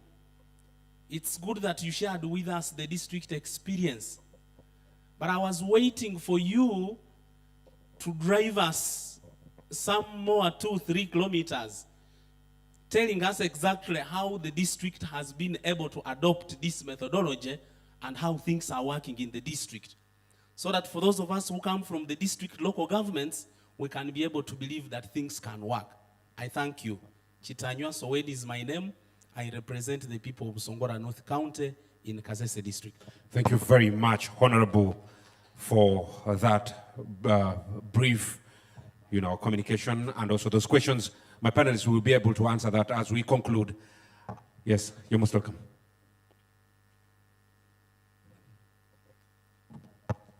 Thank you very much. I observed the protocol. I'm called Papa Lilian Obiale, the District Woman Member of Parliament for Arua District. For those who don't know me, I was working with CEFORD, I think for the last 11 or so years. I resigned in 2019 to go and contest to join politics. So this project came in when I was there because I was the program manager of CEFORD for the last 5 or so years. I'm glad to be here, and I couldn't miss this. As our colleague said earlier, today's business in Parliament is a very key one, but I thought this was equally important. I've always said in the circles of CEFORD that the biggest resource for girls' methodology to succeed is time and love. When those two are there, then the challenges reduce. Why do I mention love? Because when we talk of resource, time comes, but then we look at the funds, the personnel, and all that. Why I'm saying love is for you to sit together to plan. As a family or as a community, if there's no love, then you will not proceed. Have you ever asked yourself, seeing a drunken man, very dirty on the road, but is getting home? If you're a woman, you ask, which woman will sleep with this man? But you know this man has a wife at home who will accommodate him or her. And that is the start of the planning for girls. How are we going to make this continue and integrate it, especially in government. We've talked about the Paris development model, which is going to catch fire or pick up in this country. With those who know the girls' methodology, how nice would it be that if we use this methodology to implement the Paris development model? Because Paris development model, we all know monies are going to be moved to parishes, to communities, but they're supposed to plan what they want to do with these monies. And we also know that most of our communities are not highly educated. They cannot read and write. We have known of projects like NUSAF. We have known of Emioga, which in the parliament we said that almost failed because we went to monitor it and it was collapsing. And do you know how these projects were developed? They are supposed to be written in English. The money goes to the district, but the groups who want this money have to write like proposals. And you can imagine your poor community or a village, a group in a village, having to apply for this grant. What they can do is, someone who is red comes, writes for them. Budgets, you know, there are those hidden budgets we know about. At the end of the day, the money comes, this person wants some payment for developing these ideas. And along the way, the money gets thin and thin and thin, and it gets lost. So, but if we use this methodology, pictorial, people can vision what they want. They can put it in any way they want, but they know exactly what they want. Then that way they would submit exactly what they want, submit their real needs, and be able to monitor progress and be accountable and see if they are succeeding or not succeeding. We have a big component or a new word in this country, mindset change. And I think if we want to change the minds of people and see if they are positively, this is the best methodology that we have a big use. Component. I'm very glad. A new word in this country, mindset change. I'm glad that we have the ministry change the minds in to positive. I think from them we shall hear how we can integrate most of these things. Because if we integrate it at national level, then it can trickle down to the districts and to the sub-counties.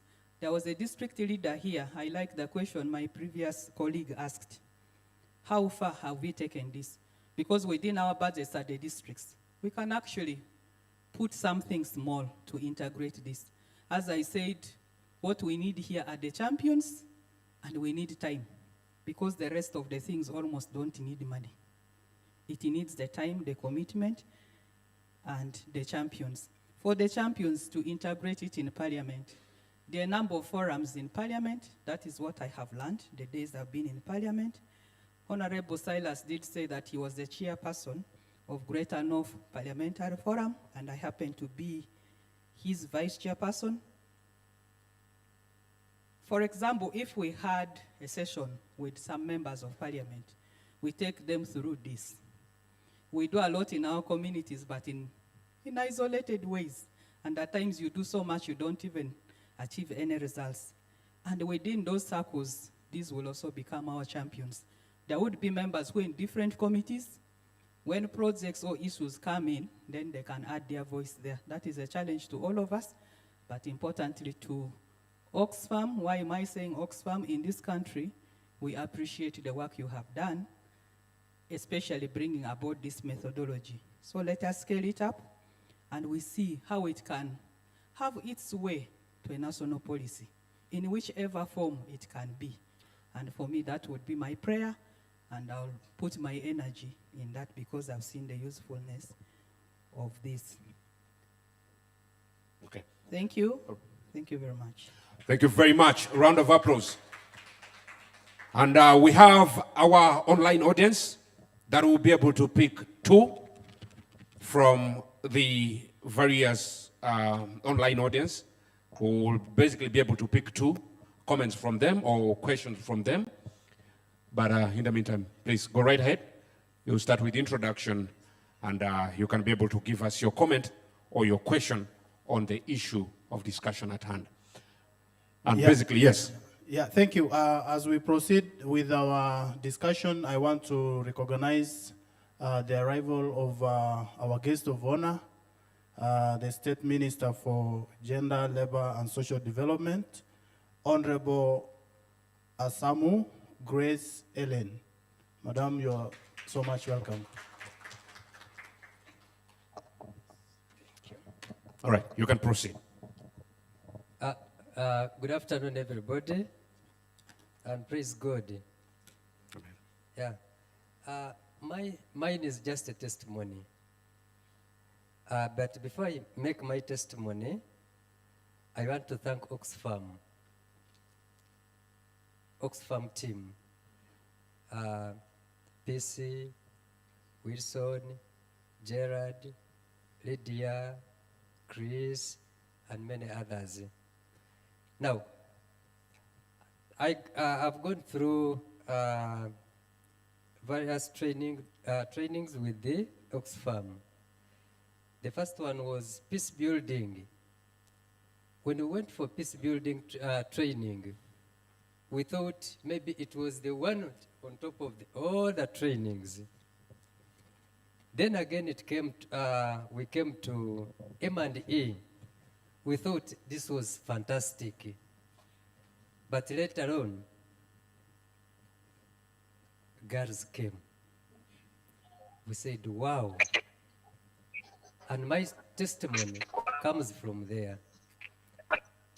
Me, I'm a sportsman. When I had just gotten married, I didn't know that putting on her shoes, which maybe my wife didn't want, was causing a problem to my family. But the moment I went for this training, girls, Ajuga was there, Mr. JB was there, Chris was there, Peace was there. By the time I came back home, now, I even asked for forgiveness from my wife. I want to tell you, I cannot go out minus, if she doesn't ask me, which kind of show have you put on? I have to look for her. How do you see? Can I go like this? All that one, I thank Oxfam team and the training I went through as far as girl is concerned. Now, what have I done?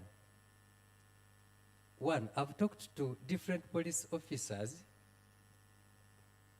So JB and your team, in case we invite you, please come and give in a hand.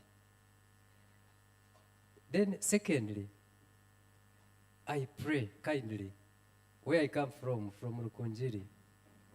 I think if you go and say Oxfam, people will just run away from you. It has never been there. So, kindly, think about my district. Yes.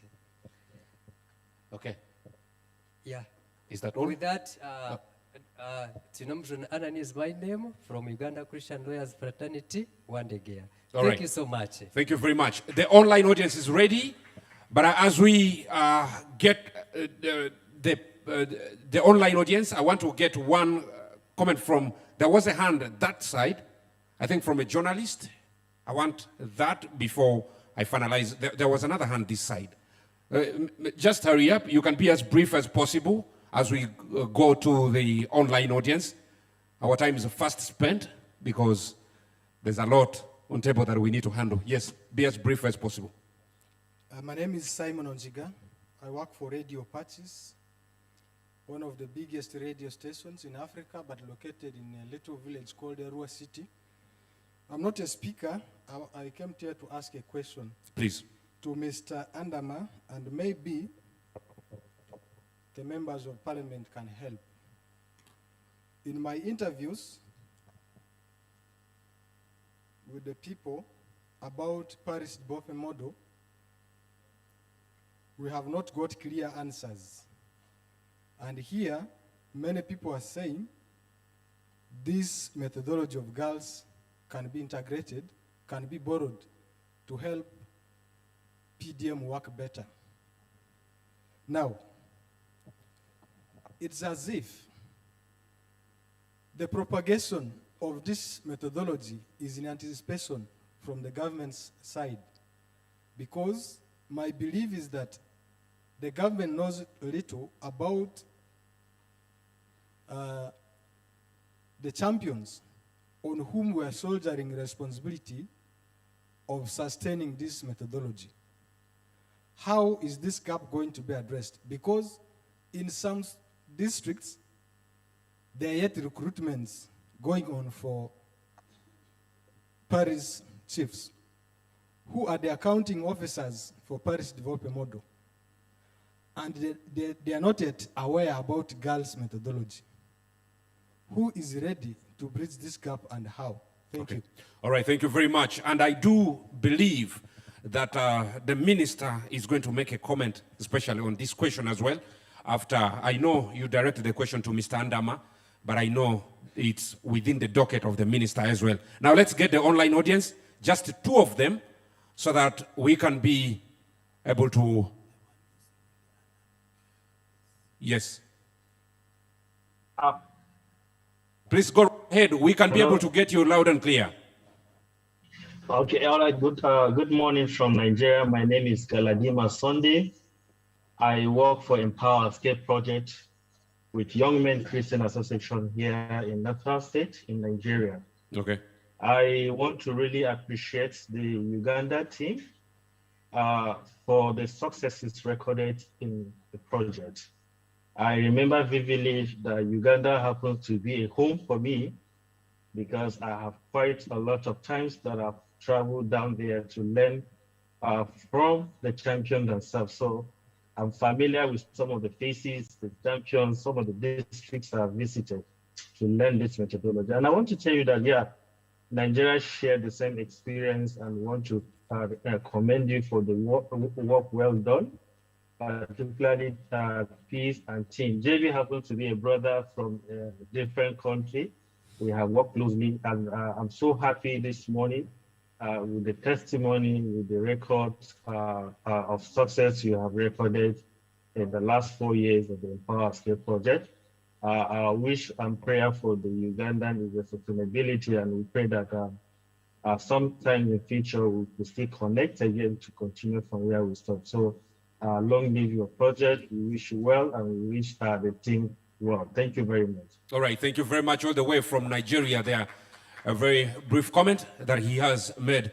Now, do we have another? We can pick two comments from the online audience before we conclude.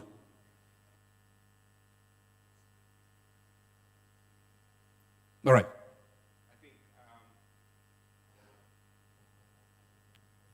Okay. Do we have another? Please bring that in. All right. Good afternoon. Hello. We are not able to hear you pretty clearly. My name is Tamban Rashid. Please, Rashid, you're live.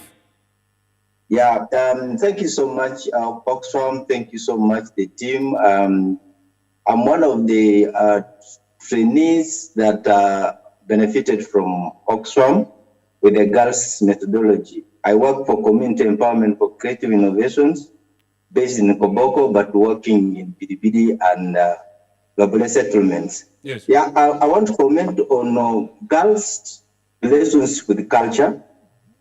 Yeah, I think the social issues surrounding culture and girls have a lot of bearing, and it is good that ideas are coming in. We think as or people who belong to culture. I also work for the cultural institution of the Kakwa community as the secretary. We're thinking that a lot of cultural conservatism can be mitigated through integrating girls into cultural issues. We are looking at issues of property ownership. In most of the West Nile cultures, women, girls are custodians of property, and they don't benefit from the property they are custodian of. They relate to land, relationship to issues of production and all that. They can produce, but the ownership, the real use of the resources are men. And when you bring in culture, the issue of the family is very prominent. The culture is made from the family. And I like what the Honorable Papa brought out. The love in the family will begin, and then issues of culture, integrating girls will go into the community.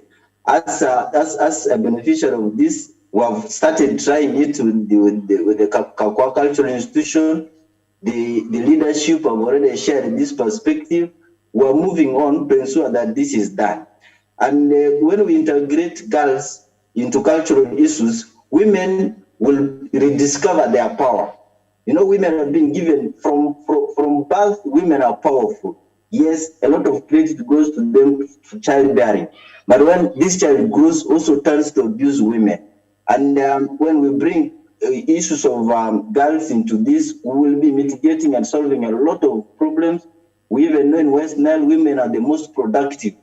In families, they are managers of families, but men have become holders of family without responsibility. So we think empowering people with the cultural mind, with girls, methodology, will mitigate and bring women to share a lot of issues in this community. I want to thank you so much for this initiative. We pray that another project comes. This is castigated. To government, we can be talking like our brother from Yumbe district as a lot of issues which are so general in government planning, but the aspect of integrating girls into government programming has never come up so prominently. I think going forward, we need to embrace girls into, if you're an NGO, into issues of planning, into issues of even the strategic plans should be through girls. People should see the signs in government the same way. When we integrate girls in all these projects, we'll see that we will be changing the world. And I want to be counted into this. Thank you so much. Thank you very much. From Bidibidi refugee settlement there and mission on the integration of girls into culture, I think if it can be made to use, the aspect of domestic violence in the refugee camps can be sorted. Now, our time is fast spent. We just left a few minutes to be able to end our discussion. I won't be able to pick another submission from the audience sitting here, but we have some questions that I want my panelists here to be able to answer in the next 1 or 2 minutes as we conclude. We'll start with JB. There was a question from the Honorable Member of Parliament, I think was it from Kasese or something like that, to you. So maybe we start with you, then we can come to Mr. Andama there. Thank you very much for the questions, my Honorable Member of Parliament. Indeed, truly, not everything is rosy as we see it. There are quite a number of challenges that we have gone through on girls' methodology. I want to look at it at at 4 dimensions. One, at household level. At household level, there are quite a number of challenges, particularly the issues of tangibilities in regards to resources. People would want to see a tangible, thing. But one of the greatest, challenge is bringing men on board when it comes to issues of girls' methodology. I remember that even at my household level, it was not very easy, because when I started taking some of the roles in domestic chores, I used to see quite a number of women observing me. What is happening? I was also asking myself, what wrong have I done when I'm actually washing plates, when I'm doing certain domestic chores at household level? But these women would pass and they would laugh. But little had I known that actually these women were taking this message back to their husbands. I received a number of men who were coming to tell me, Bosco, what is it that you're doing at your household level? That my wife told me they wish all the men were like you. That was the greatest challenge I actually experienced, but it was also a blessing in disguise that I had to take the girls' methodology to the men's. So it is very difficult for you to easily penetrate the men's circles, and that was one of the things that happened. At community level, conclude, yes. Yeah, quickly. At community level, allow me, because I had to tell that story, because then it would be easier for many of the men to actually pick at this. At community level, it requires a running projects. I'm happy that we are actually looking at the synergy between what is happening with the government projects and how do we integrate girls. Of course, you cannot just go and train girls in communities without something which is happening. That's why you need to go through functional adult literacy, you need to go through VSLA, and you will borrow a bit of what the time that they are doing, and therefore you will be able to get there. But it is a challenge. You cannot implement girls as a standalone in any community setting. And at institution level, there is also a challenge. You need champions. You need champions at institution level who can actually be able to buy in at management level, at governing level. And I'm happy already at members of parliament level, we have champions who are already testifying. And that actually helps us to cope. But without them, we shall not be able to move easily. And the last challenge is that some of the results in girls' methodology are so rapid. You will see changes now. Now the question will be, will you attribute it to girls' methodology? And those are some of the challenges. Thank you very much. It is not all rosy, and those are some of the challenges, but girls still again help us to overcome them quickly. All right, thank you very much. Now to Mr. Andama, there were some questions that have been towards you, especially you had the first question. I'll be able to read for you the second question because you had excused yourself as the second question came through. Let's start with the first question as we conclude. Brief. Thank you so much. I want to start from the issue of cultural institutions. The cultural institutions are backbone of our societies. So there is no way to leave them behind in all development aspects, especially when it comes to conservation and management of natural resources. There are natural resources which are of cultural value, and these are some of the tree species that we use for improvement of our livelihood, especially the Sia nut tree. And this tree, it has attachment of cultural value. And in other cultures, if you cut down this tree, you will be sentenced by the elders. You will appear before the elders. The elders' court. Especially in Nebi, the road culture respects the Sia butter tree more than any tree because of the cultural values. Okay. In Moyo, the same. All right. There was this question about what has the level, how has the district been able to make use of the various methodologies of the girls? Under different programs, the districts have been using this tool in planning in the different government projects, especially through extension services to the community. With the mere fact that, our online audience from BDBD said there are still some gaps that need to be, fixed, some dots that need to be put together. So you need to give us this information with that in mind, please. When you look at the girls' methodology, integration into the government system, to some extent it has not taken precedence. Okay. It has taken precedence in a very meager level because government has its guidelines and also set tools and standards that it uses to trickle down to the local communities. And therefore merging the two, the GALS methodology and other government methodologies, it requires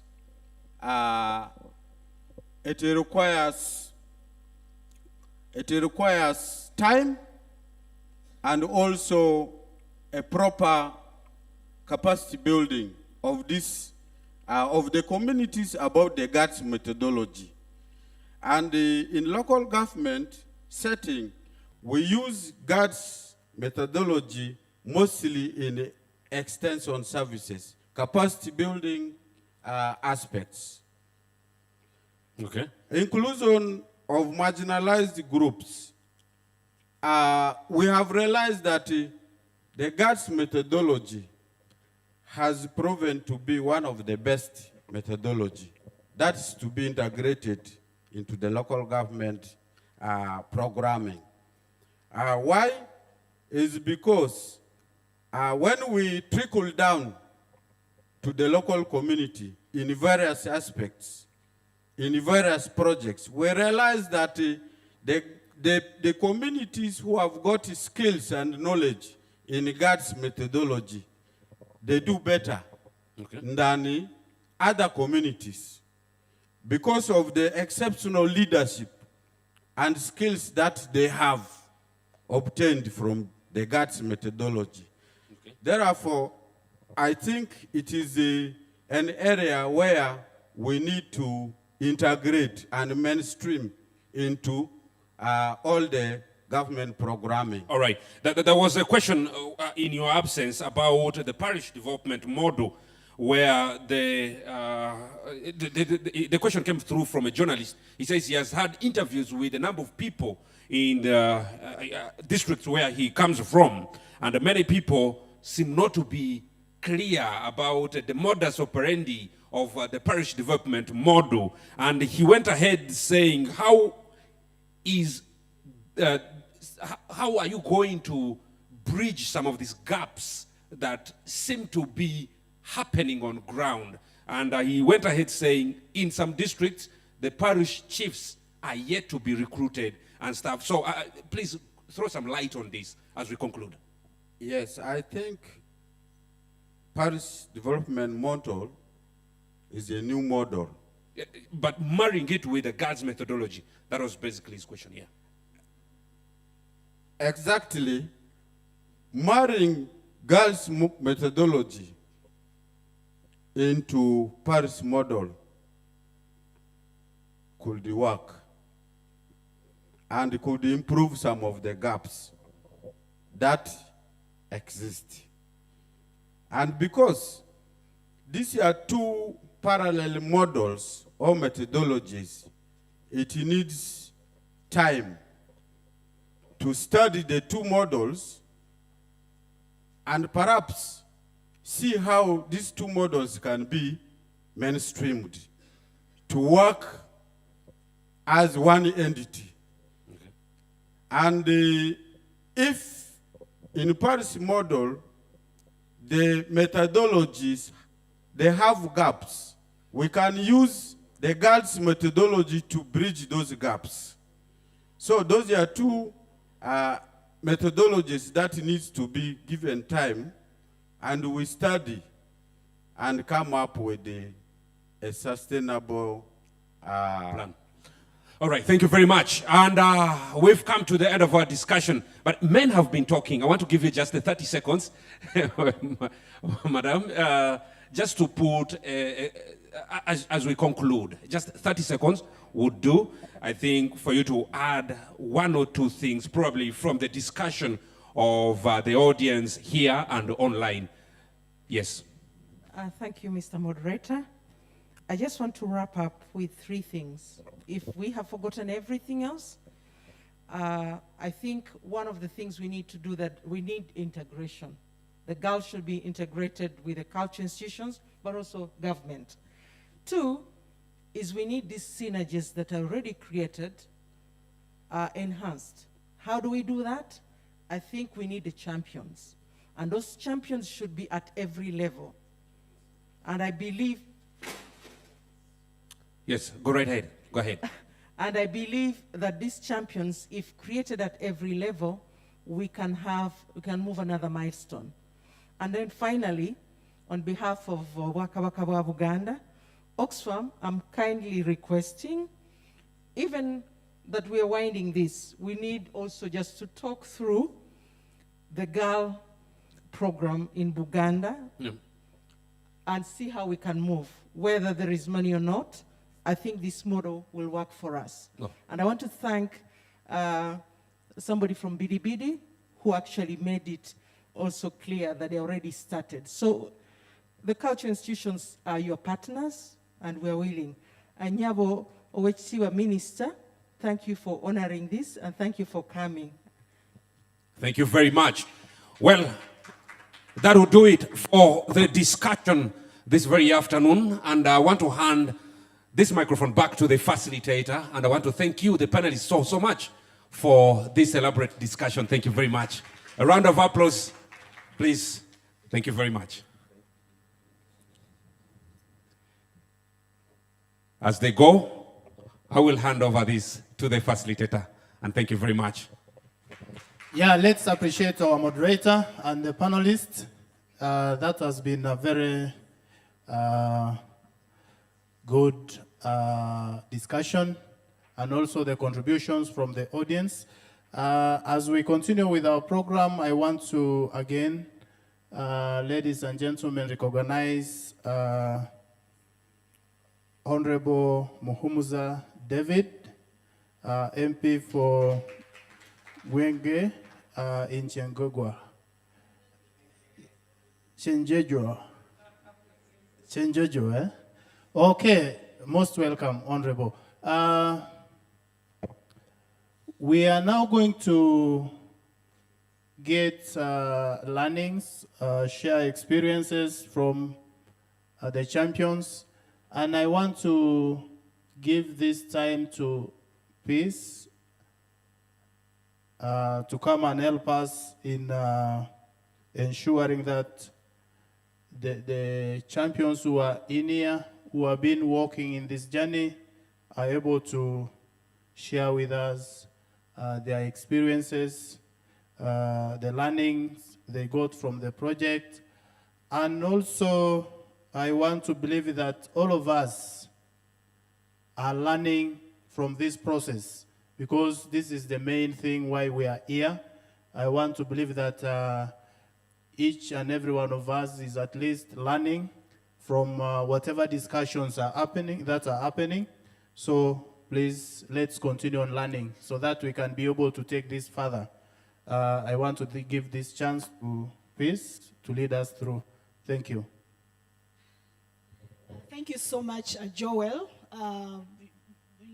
for this opportunity. And to the team that was here, the panelists, the moderator, it was really a very great session. And I must say there was a lot that we picked, and I hope the online audience is still with us. We would like to dive into a very brief session. We would like to hear from, right from morning, we've been talking about what we've done. There have been different experiences shared and all that. But we would like to now focus on the youth that were part of this project, 1 or 2 experiences. And we'll also pick on some girls champions from the Empowerment Learning Centers to also share with us what it is to be at the Empowerment Learning Center, what opportunities come through with that, but we'll limit it to about 20 minutes, and we move towards the closure of this very amazing event. As per the program, we are focusing on ending by 2, and indeed we shall stick to our plan. At this point, allow me to invite a very amazing person. He joined this project, should be around 2020, 2021, a very young person from Pakwach District, Wadelai Sub-County. Please join me in welcoming Omanya Pato Francis to come and share his experience as being part of this Empowered Scale project. Omanya, you're most welcome. Keep it short and precise. Thank you. I'll give you 5 minutes, and the floor is yours. You can choose to stand, you can choose to sit, however you feel comfortable. Thank you.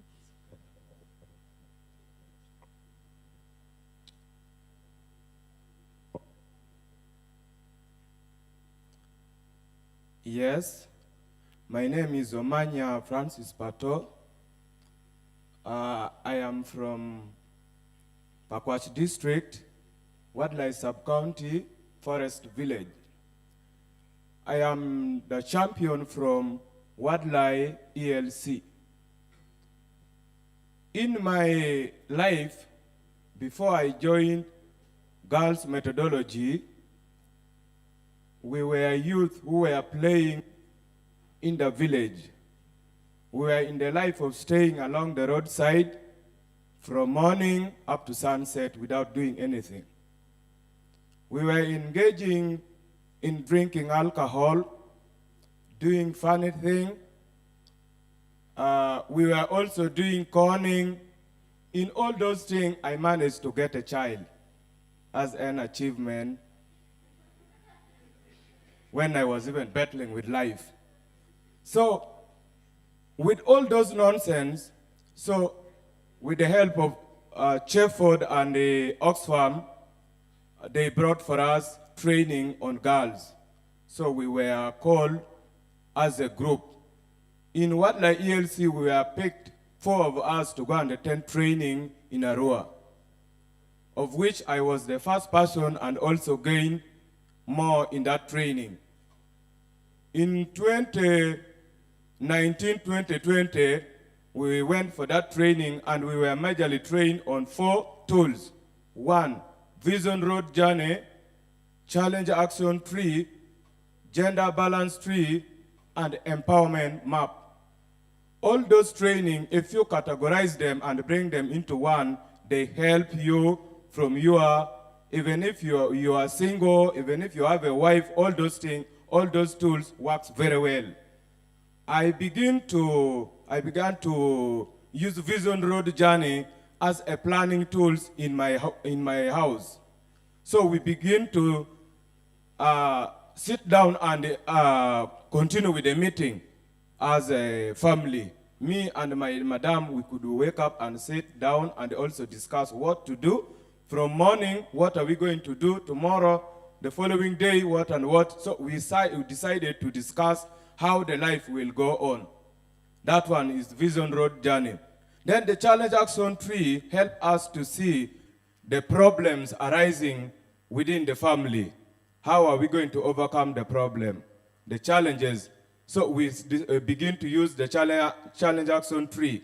Gender Balance Tree help us to see the activities we are doing, what I can do, what my madam does, and what I can do that brings for us money, and what my madam does that bring also money, and how we expend all those money that we normally get in our family. So that one also help us a lot.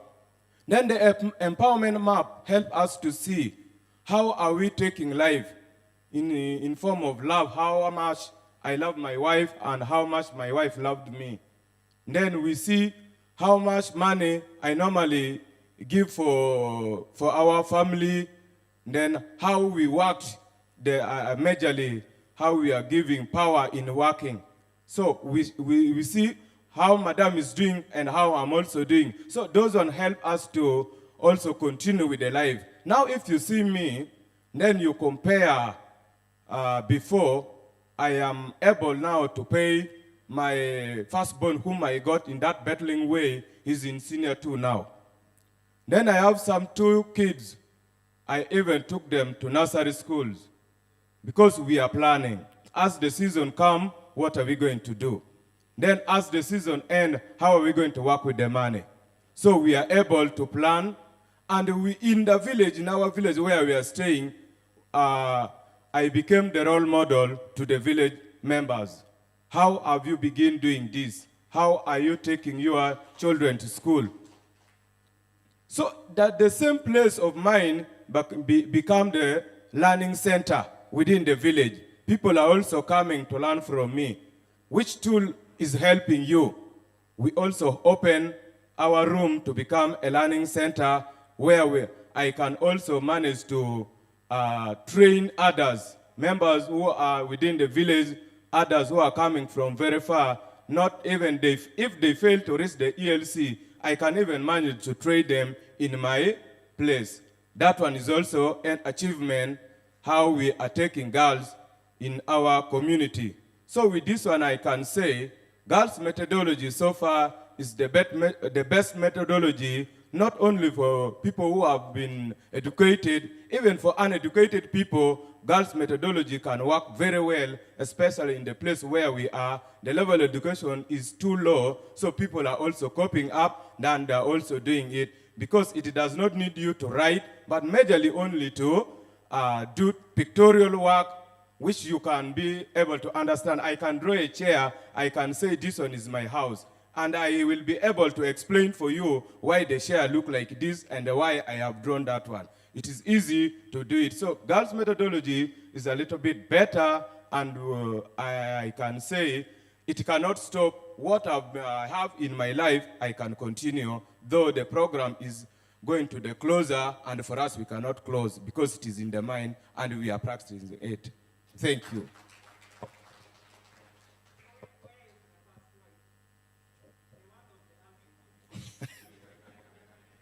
The first wife, that level was, I think, within the road. The first wife went away. Then the second wife is now the best wife. The second wife is this one. This is the second wife. Is also among the group members.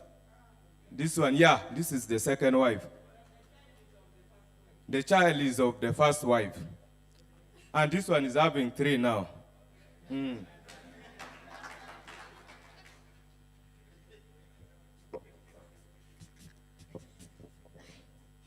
Thank you so much, Pato. I know if we had given you more time, you would go on and on and on, but thank you so much for sharing your experience. I'll pick on another youth to also come and share her own experience about participating in this project, what kind of support was offered, and what kind of changes she was able to see in her life. Please join me in welcoming Nancy Ayorworth from Wadalai, that's Pakwach district. I request 2 youth to also come and help Nancy because she is going to be presenting her Vision Road journey. She's going to run us through it for us to get to understand how she actually was able to integrate this in her own life. Let me have 2 youth, please come over, help Nancy. Nancy is going to run us through. I don't know, you're presenting the achievement or you're presenting the vision. They can stand up there so that we can be able to see it clearly. Thank you. Nancy, you have 5 minutes to do this. All the best.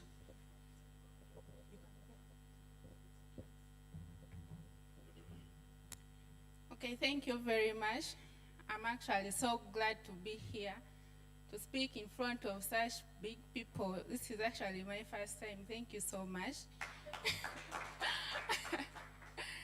So, I'm called Ayorworth Nancy from Pakwach District, Wadalai Sub-County, Pakwinyo Parish, Pavogi West Village. I'm a youth champion under Wadalai Cooperative, and that is where our ELC is. So, as a girls champion, I want to do things in a girls' way. So here is my Vision Road journey. But before this Vision Road journey, I was a student from school. I did certificate in midwifery. I came back home, but I was very stranded. Me, I thought when people come out of school, they get job immediately and start earning money. But I became financially stranded.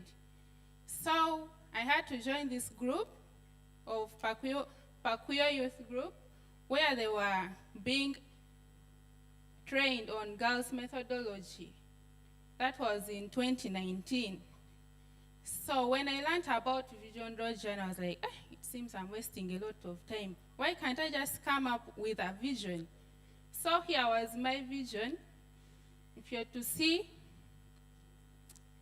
I wanted to have land. I wanted to do some drug business since I was a midwife. I wanted to become a champion. I wanted to keep animals, and I wanted to construct a store. So, here was my current situation by that time. Of course, I had come out of school and I was doing some little saving, and I was doing some small drug business. Like I could move from door to door. People's doors ask, do you need some Panadol? If they say yes, I sell them for 200, 300, 500, since I was really looking for money. I had some few goats here, and of course, by that time, I'd already joined the group. But in the past, as you can see, I was just a schoolgirl. I was from school and all that. So, if you're to see all these were actually my possible opportunities which I saw could help me achieve my vision. As a girl from a family where they do farming and we had some small plot of land, I saw good climate condition could make me achieve some of my visions. Even this training I was already attending could help me achieve my vision. The NGO, that was the Oxfam, which brought this girls' methodology in partnership with CEFORD, actually that was already an opportunity for me to come out with all this Vision Road journey you're seeing. Even government program. Since I was planning to do business, better market was an opportunity. So during that time, there were certain challenges I also noticed that could hinder me from achieving my vision. One was bad climatic changes. COVID-19 was one already affecting. Pests and diseases and thefts. Actually, when you plan for your stuff in the garden or anywhere, then somebody comes to steal. So that was all about the Vision Road journey. Then I'm coming to my Achievement Road journey. After setting my vision, so these were the things I was able to achieve during my struggle. So as I speak right now, as a result of the girls' methodology and the training I went through, right now as I speak, I am a super girls champion. If I were not, I would not be here standing in front of you. I am a super girls champion. As I speak now, I have around 20 goats. Some I keep selling, but right now there were about 35, but I sold some to increase on my capital to do other things. These are the goats you're seeing. And as a result of saving, which Oxfam in partnership with CEFORD took us through, I was out of my saving, I was able to hire 10 acres of land to expand on the small land which my home people gave me to start up with. Right now, as I speak, I've hired 10 acres of land, and on that land I have planted maize and are doing so well. And as I speak right now, I'm now owning an average drug shop, which I am operating. When I'm not around, I put somebody there to cover me. And as I speak right now, my capital has actually increased. Before that, I started with only 500,000, but now as I speak, my capital goes up to 5 million, and I'm able to employ and also pay myself. That is it.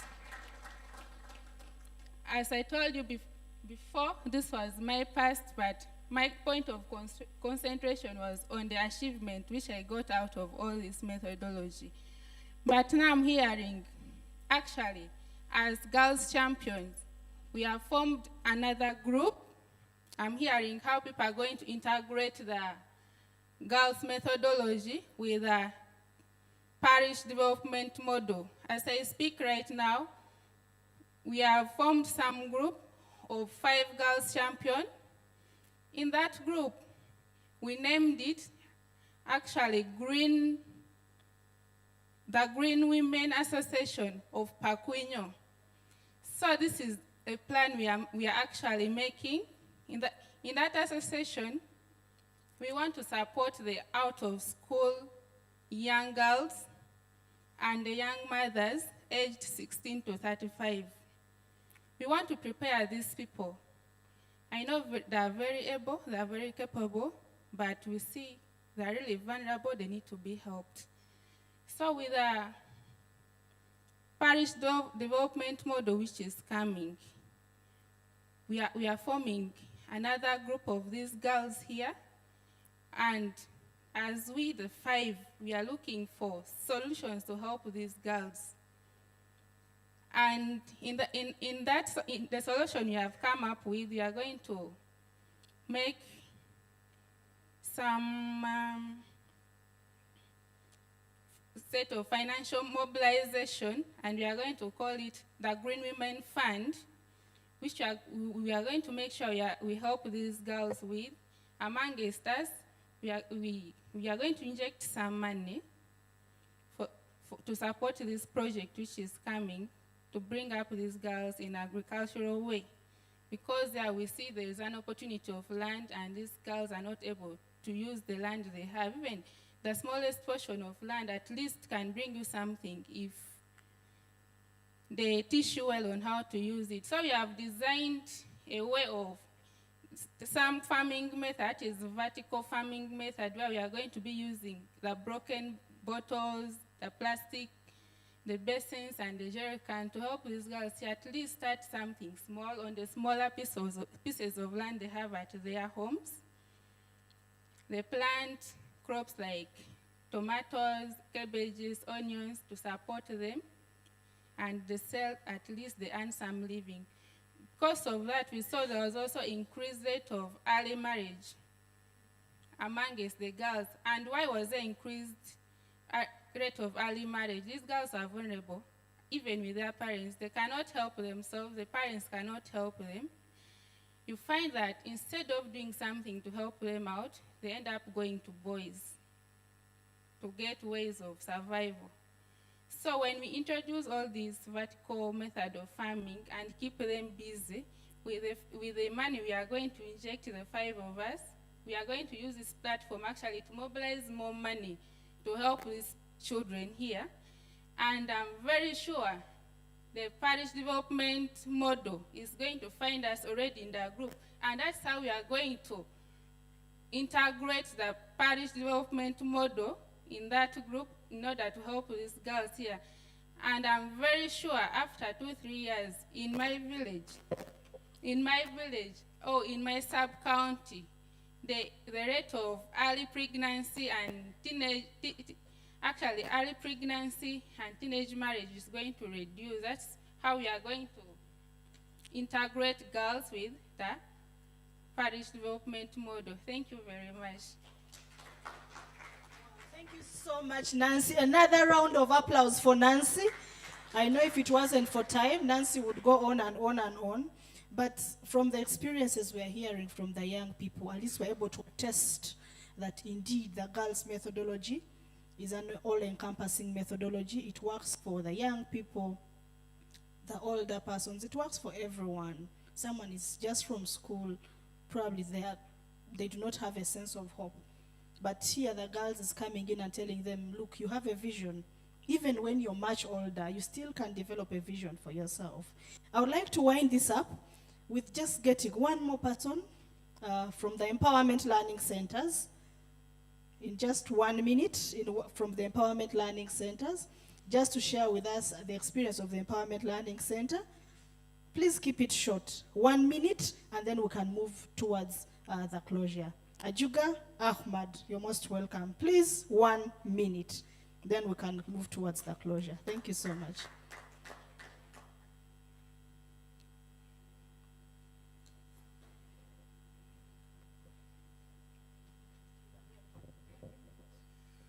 Thank you so much, participants. Once again, I'm called Ajuga Ahmad. I'm only going to tell you how we have formed that Empowerment Learning Center. We have started Poroporo Cooperative Society as functional adult literacy group. And we were only training members on how to read and do simple arithmetic. That is how to count money and how to check when you have taken your commodity for weighing. That's the simple task that we were doing. I was by then the FAL instructor. In 2012, when this project of Gender Action Learning System came in, we as FAL instructor were taken for the training, and in that training, we were taken for 1 week, and we were able to have the knowledge of Gender Action Learning System, where I came back for Poroporo Farmer Cooperative Society as now Gender Action Learning trainer.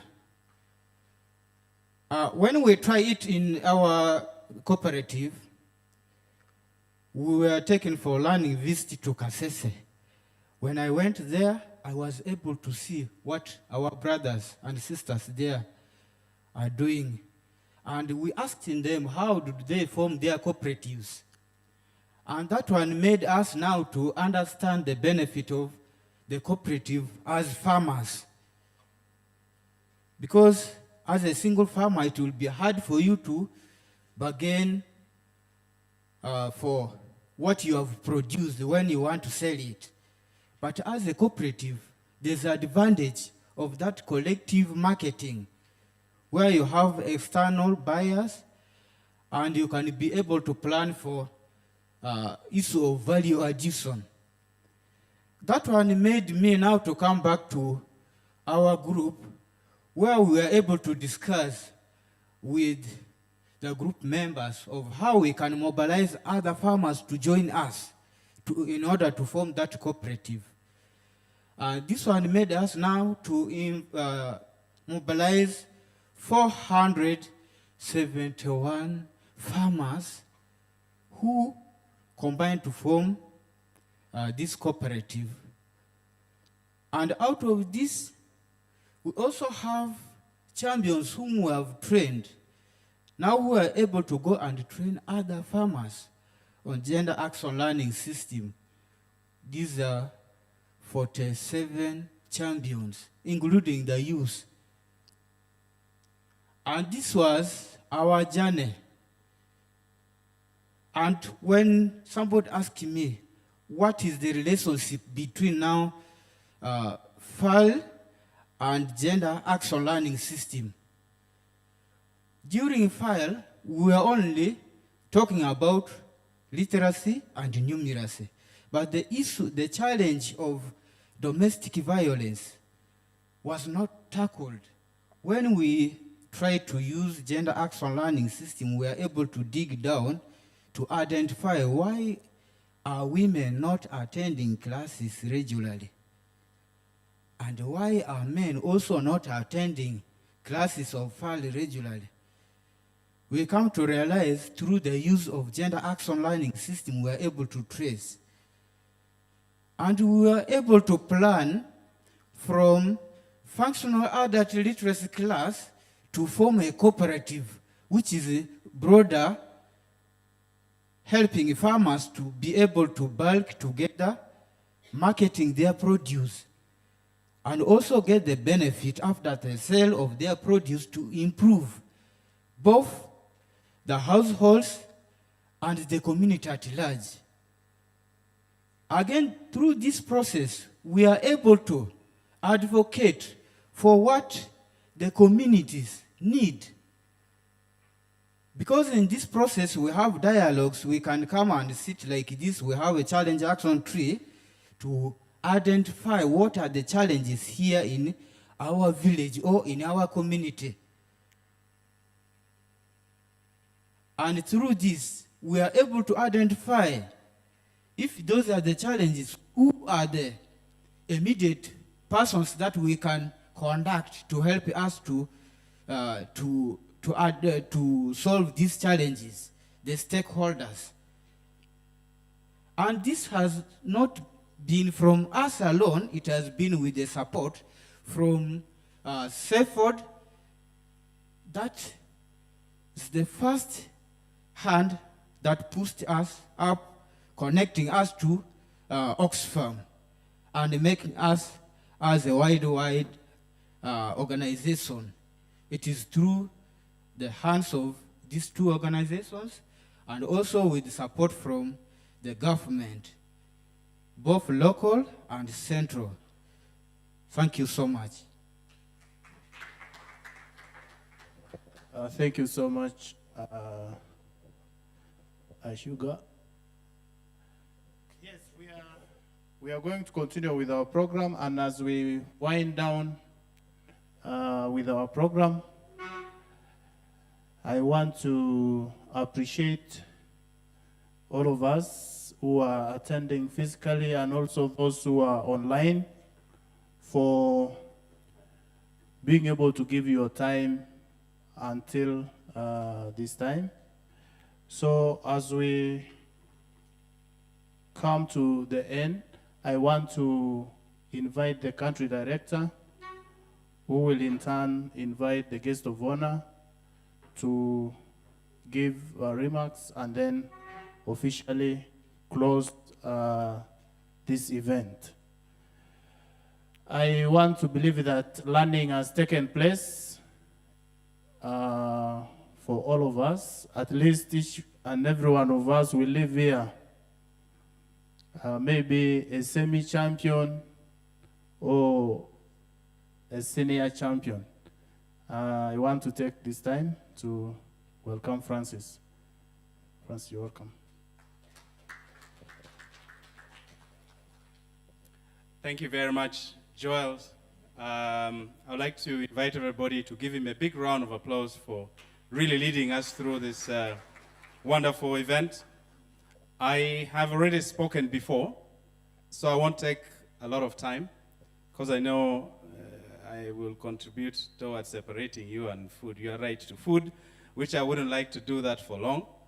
I would like to, in a special way, take this opportunity to recognize and appreciate our guest of honor tonight, the Minister of State for Disability Affairs, who's here with us.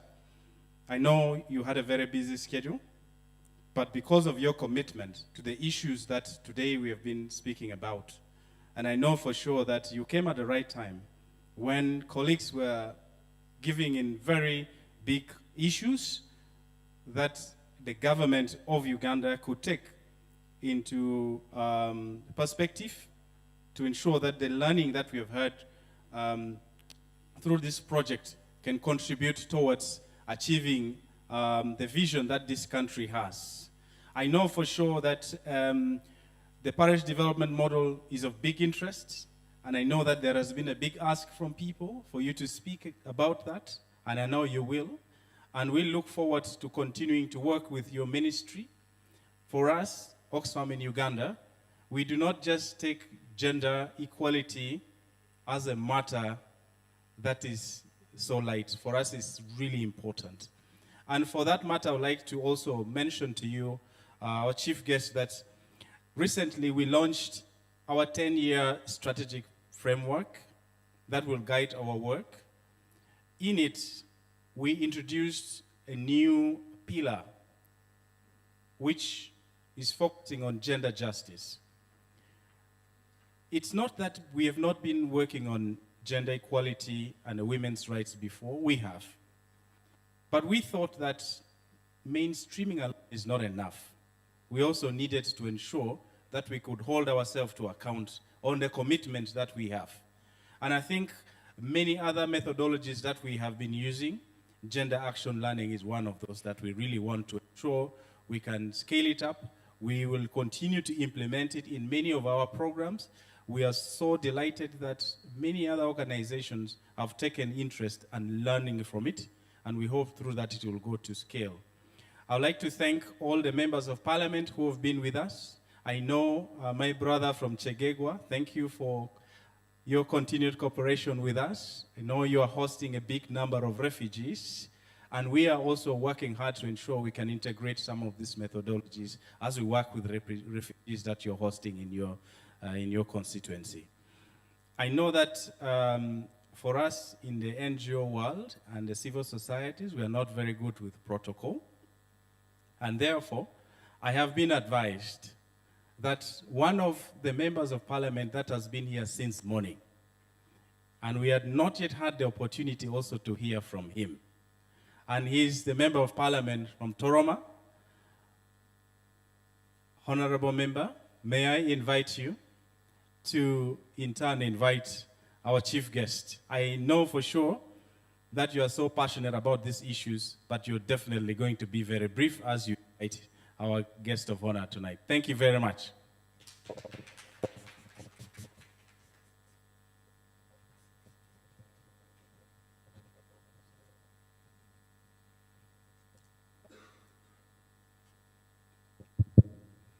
Thank you very much. The country director of Oxfam, all the participants, protocol observed. For record purposes again, my name is Koluo Joseph Andrew, Member of Parliament representing the people of Toroma County, Katakwi District. I'm really very, very much privileged for this wonderful opportunity for what Oxfam has done to our country. Can we give a loud of applause to Oxfam? Our guest of honor, some of the members of parliament have gone for plenary because the program was changed. However, we shared a lot with the participants here, and there are two things which I want to share with you so that it helps our country, especially when we come to the NGO world. Honorable Minister, I think the government needs to implore and review the DGF to allow NGOs operate freely, because there was a problem in this. So there is a need for dialogue so that the NGOs operate and help our rural communities. Honorable Minister, in my place where I come from, that is Katakwi, there are very many saving groups, but the challenge which these saving groups are experiencing all over the country is that they still have a problem in where they keep their money. They end up using the local methods of keeping money in boxes, those are safes. And a majority of these people, their money has been stolen. We really implore as leaders, if, for example, banks are extended to our people so that they keep their money safely. About the girl program, the government really needs to benchmark on this program very well, because the way the testimonies we have heard, it is one of the best way our rural communities can solve the problem they have. We have heard the testimonies from the fellow participants like Nancy, and when the government is bringing up the parish development model, I think it should be one thing that can help the parish development model to develop or to grow very well. On this keynote, I take this opportunity, Honorable Minister, to invite you to speak to the participants. Thank you very much.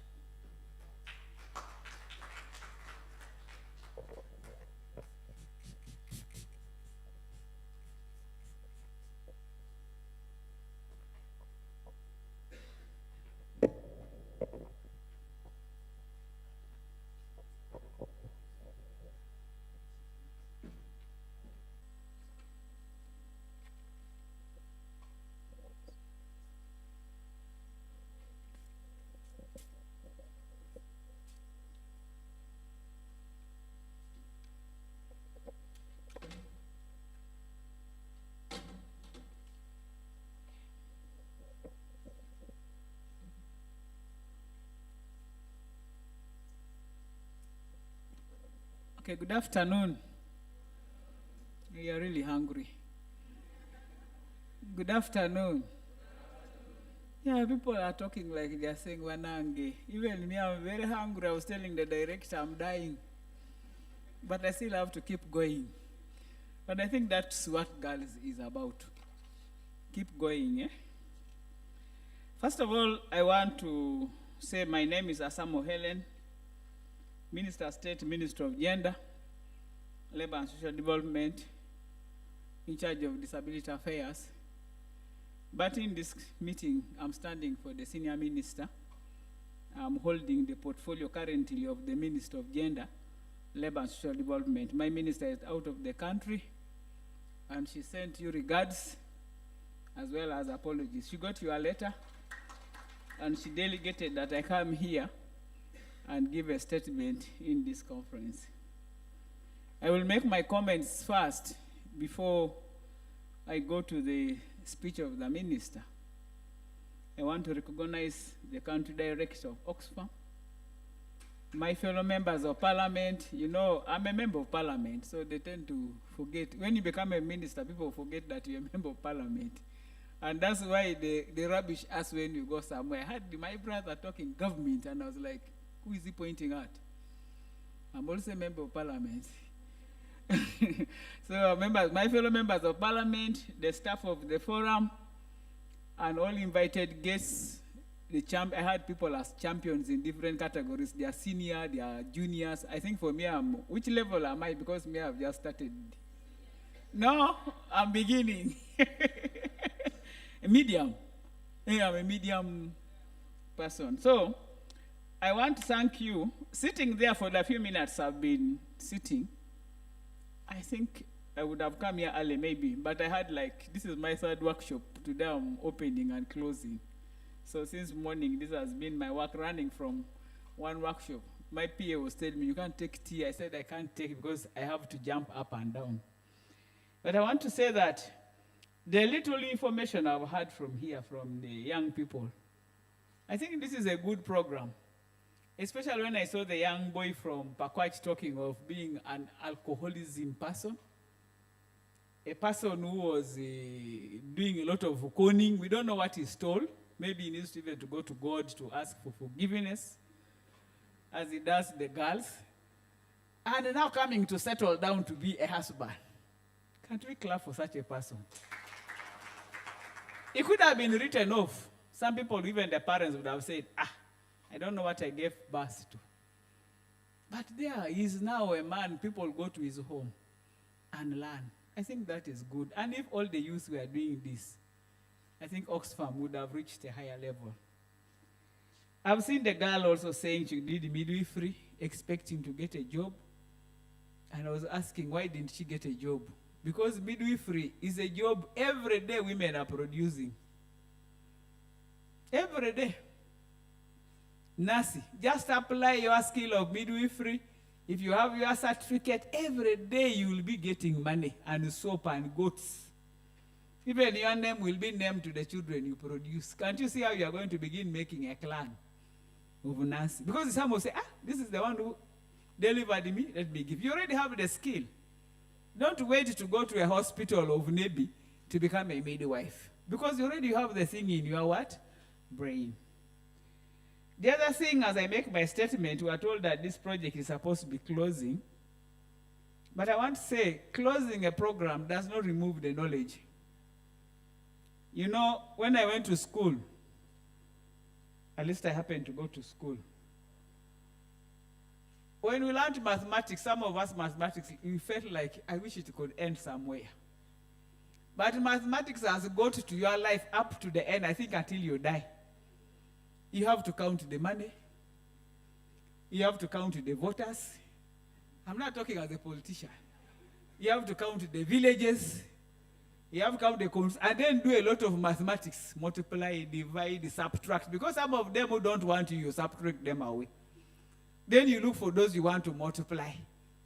Mathematics has never left us. But we learned it from P1. Or from nursery if you went to nursery. So, this knowledge here should not end today in this hotel. The project is ending because Oxfam is not getting the funding. But the idea has to what? To continue. And I'm happy people are talking about the parish model. How I wish you take it there. Because issues of gender, when somebody talked to you, I think he's from Kasese, you know, seeing a man washing plates, seeing a man washing clothes, seeing a man cooking. By the way, even your own wife can get worried. What has happened? You just go into the kitchen and you begin preparing. Says, am I safe? Maybe my food has not been good. What is wrong with this man? You will see the clan meeting coming the next morning because the man went to the kitchen. You understand? So there are things which happen. They see your wife, you are seated, and your husband has arrived and is giving, maybe he's the one who was at home, gives you a cup of tea. What have you done? Other women will come and ask if it is juju. But it's just a simple methodology. And when you do that, you cooperate. Love improves. Sharing of information comes on. I'm lucky I'm one of those women whose husband can afford to give me a cup of tea. Can afford to ask me, Mame, what do we do? Can afford to carry a baby when we still had babies. I think for me, I was lucky. And some women kept coming to me whether I had medicine. And I told them the medicine is not there. The medicine is talking and communicating. And you will see these things moving on well. So you see that things can move on. The challenge we have, some of us do not communicate in our families. I had a neighbor, a friend who asked me, what do you talk with your husband and laugh? Because I never laugh with my wife. I said, what did you marry? He said, they married a woman. I said, unfortunately, you didn't marry a friend. Because with a friend, you will continue with what? You are talking. Because in some homes, it's about announcements. There is no salt. The baby is sick. School fees is not there. You man, there's no soap. You go. You will come back and get me here. So everybody is living in a life of fear. In the house. How do you expect the country to be peaceful if the family is already having negativity? So that is the power area where we start what? Discussion. So allow me go to this statement. Those were words of Samuel Helen as a human being and a person who sat in the room. Now I am getting back my coat of a minister. Ladies and gentlemen, I greet you in the name of the Almighty God. I also want to bring you greetings from the Ministry of Gender, Labor and Social Development. I'm aware that this is not the first time my ministry was interacting with the Gender Action Learning Systems, the methodology that was developed by Oxfam in 2015. My predecessor graced an Oxfam showcase of girls' methodology. I appreciate the methodology because I know it will help dismantle the negative cultural beliefs, focus, or reshaping of the underlying structural issues that affect women and later enhance women's economic empowerment. I particularly appreciate that the methodology was community-led as this fosters ownership and sustainability. Two people talked here, they were all coming from Wadilai. Was it Wadilai? But from different villages. So it tells you that, are those villages or those were parishes? Nasi, you're coming from where? Village. And then the Pato, forest village. So these are villages. For government, we are going to the parish. Now this one's already where? In the village. So you now need to collect the villagers and form what? A parish. I am pleased to know that the girls' methodology has since been rolled across the country and transformed the lives of many communities. The success shared here are inspiring. I got a few of them. Even the director was whispering to me about my uncles in Karamoja, how this thing has changed some of them. You know, those boys know only how to shoot a gun. And for them, when they shoot you, they don't miss. The bullet must get life, the Karachunas. But he says the thing has changed some of them, and I was like, wow, I think this is good news.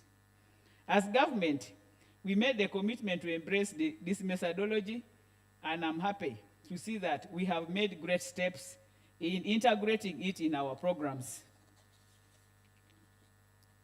The Oxfam Girls Project, Empowerment at Scale, supported the government in various projects, among others. The project for restoration of livelihoods in northern Uganda, a project under Ministry of Agriculture and Fisheries, implemented in the 8 districts, local governments in Acholi sub-region. So we know girls is being used there. Project for financial inclusion in rural areas, a project under Ministry of Finance, working with different service providers across Uganda. The National Oil Palm Project, a project and again agriculture implemented in the districts of Mayuge, Buvuma, and Kalangala. As government, we see the potential in using girls to roll out the parish development model and other development programs. We'll continue exploring this potential. I think here I can pause and talk about what somebody was asking. I think he was asking somebody from Nebi, and he was gambling about the parish model. You know, the parish development model is a program that government is bringing to reach down to the parish level as the area of planning, the area of decision making, area of doing everything. There will be a committee of 7 people as per the current guidelines. And these 7 people include the youth, include the women, include the disabled, include the NRM chairman, include the elders, and then you have the parish chief and the sub-county chief. Those are secretaries. So these people will do their planning at that level. We want to discourage this thing of somebody carrying longhorn cows from Ankole. Honorable, from your area there. You carry them all the way to take to Amuria or to Toroma. By the time they arrive, some of them are dead. We are saying in Toroma, there must be another place where the cows are. Let this committee decide to buy those cows which are adaptable to the environment in that area. And that's how the parish model is supposed to work. And the funding is going to go direct. All these groups I've talked about will form what they call parish circles. And now you're already dealing with inclusion, financial inclusion. So there will be parish circles. And each of these groups will mobilize their categories to facilitate them to get money from the circle, having written their program. So when I saw the pictures Nancy was describing, I think that's the vision map. How do you want to use the money if you borrow? Somebody can draw it and then bring it up to the end. So people will get this money. It will be a revolving fund. A small interest will be put in. And people will use this money and be able to do majorly agro-processing activities. For people like my category of the disabled, they can do chicken, they can do goats, they can do piggery. Those who have farms, Like my young daughter, Nasi, who has got 10 acres. You can begin growing some bigger things so that those things can be brought on board. Production, processing, value addition, and marketing is one of the areas we want to put into this parish model. So the issues of girls is going to be very important in the parish model. For example, if the woman has got money from the sack of women, the big man has got money from the sack of men. We are sympathetic to give men also 20%. The women will get 30%. The youth will get 30%. There's 20, which we're arguing. Do we give the men? But you know, men have been always up there. Then the disabled will get 10. And in a family where there's an elder grandfather, he will get from the 10. The disabled will get from the 10. The woman will get from the 30%. The youth will get from the 30%. And you, the man, also gets. Isn't this big money in that family? But if you don't know how to negotiate the gender issues, the money can get lost that very night. But when you say, okay, for you, you have yours, you do your bakery. For me, let me go and do fishing, like people in Pakwach. For me, let me go and do this one. At the end of the day, when you collect your resources in your family, I don't know whether you'll still be called the poor. And for me, the word called the poor, I don't think people are poor. Poverty is in the mind. The government of Uganda has put a lot of money to people, but somebody says, you know, if Honorable Koluo gives a pig, it produces, they say, this pig of Koluo also is disturbing us now, there's no food. And they leave it to die. And yet Koluo does not come back to pick the pig. So I think the mindset is critical in this program of the parish model. There are those who have said, especially young people, Museveni was saying, thank you. I don't know for what. This time we want to bring the project before what? Elections. We are also now challenged to revisit policy legislations and have girls included in the policy as a methodology that will enable men and women to work together and address household gender relations, hence improvement in household standards and reduction of gender-based violence. So my members, fellow members of parliament, this is critical. Let's see how we bring these gender things into our policies. Oxfam has shown that civil society and government can work in a complementary manner towards development. Can we clap for Oxfam? They are not standing alone. We are working together, and I hope the new strategic plan, you'll still come and we see how we work together. We know that development is not development if it leaves people, especially women, behind. Girls is therefore very powerful in improving household, gender relations, ensuring that women are part of the development process, right from the household level. When Nancy was talking, I'm referring to her because I saw her. She said this is the first time she's talking to people like this, but did it look like the first time? She looked powerful. She had a powerful message. That one can now stand anywhere in the world and talk. And I want to tell you, Nancy, it's not a dream that you will not become, even to my level.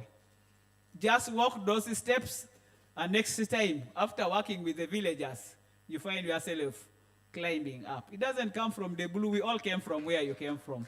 So please take courage. Let's therefore continue tapping into the already existing programs such as Girls for Scale-Up and Integration within the various programs. As government, we commit to continue working hand in hand with Oxfam and partners towards the inclusive development. It is pain to announce that we're coming to the closure, but let me take it in the way of pleasure to announce that this program of girls will be ending, but we know the ideas are in our minds, so I pray that it continues to roll out. And I think Oxfam, as the new strategic plan comes, this is a methodology. It can still work, even if we don't have that funding. I say all this for God and my country. Thank you for listening.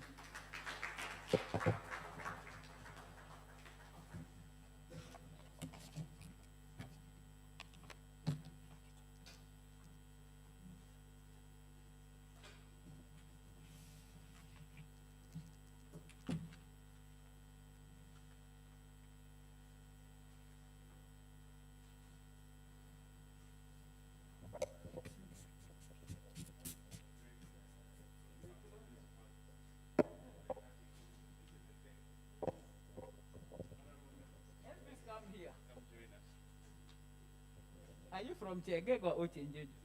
You know that you know it's my Muko. So I was wondering whether he had migrated from my daughter. How are you? I'm fine.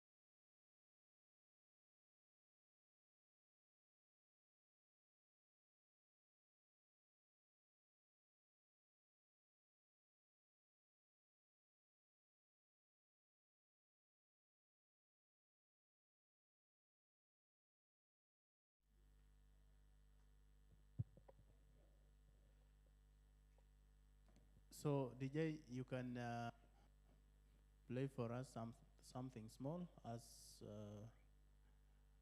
we wait for the cake to be served. The event has officially come to an end.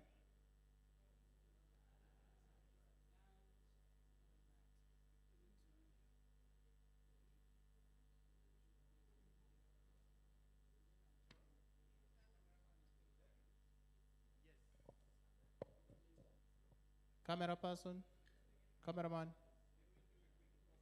a quick photo. Yeah, if you can come first.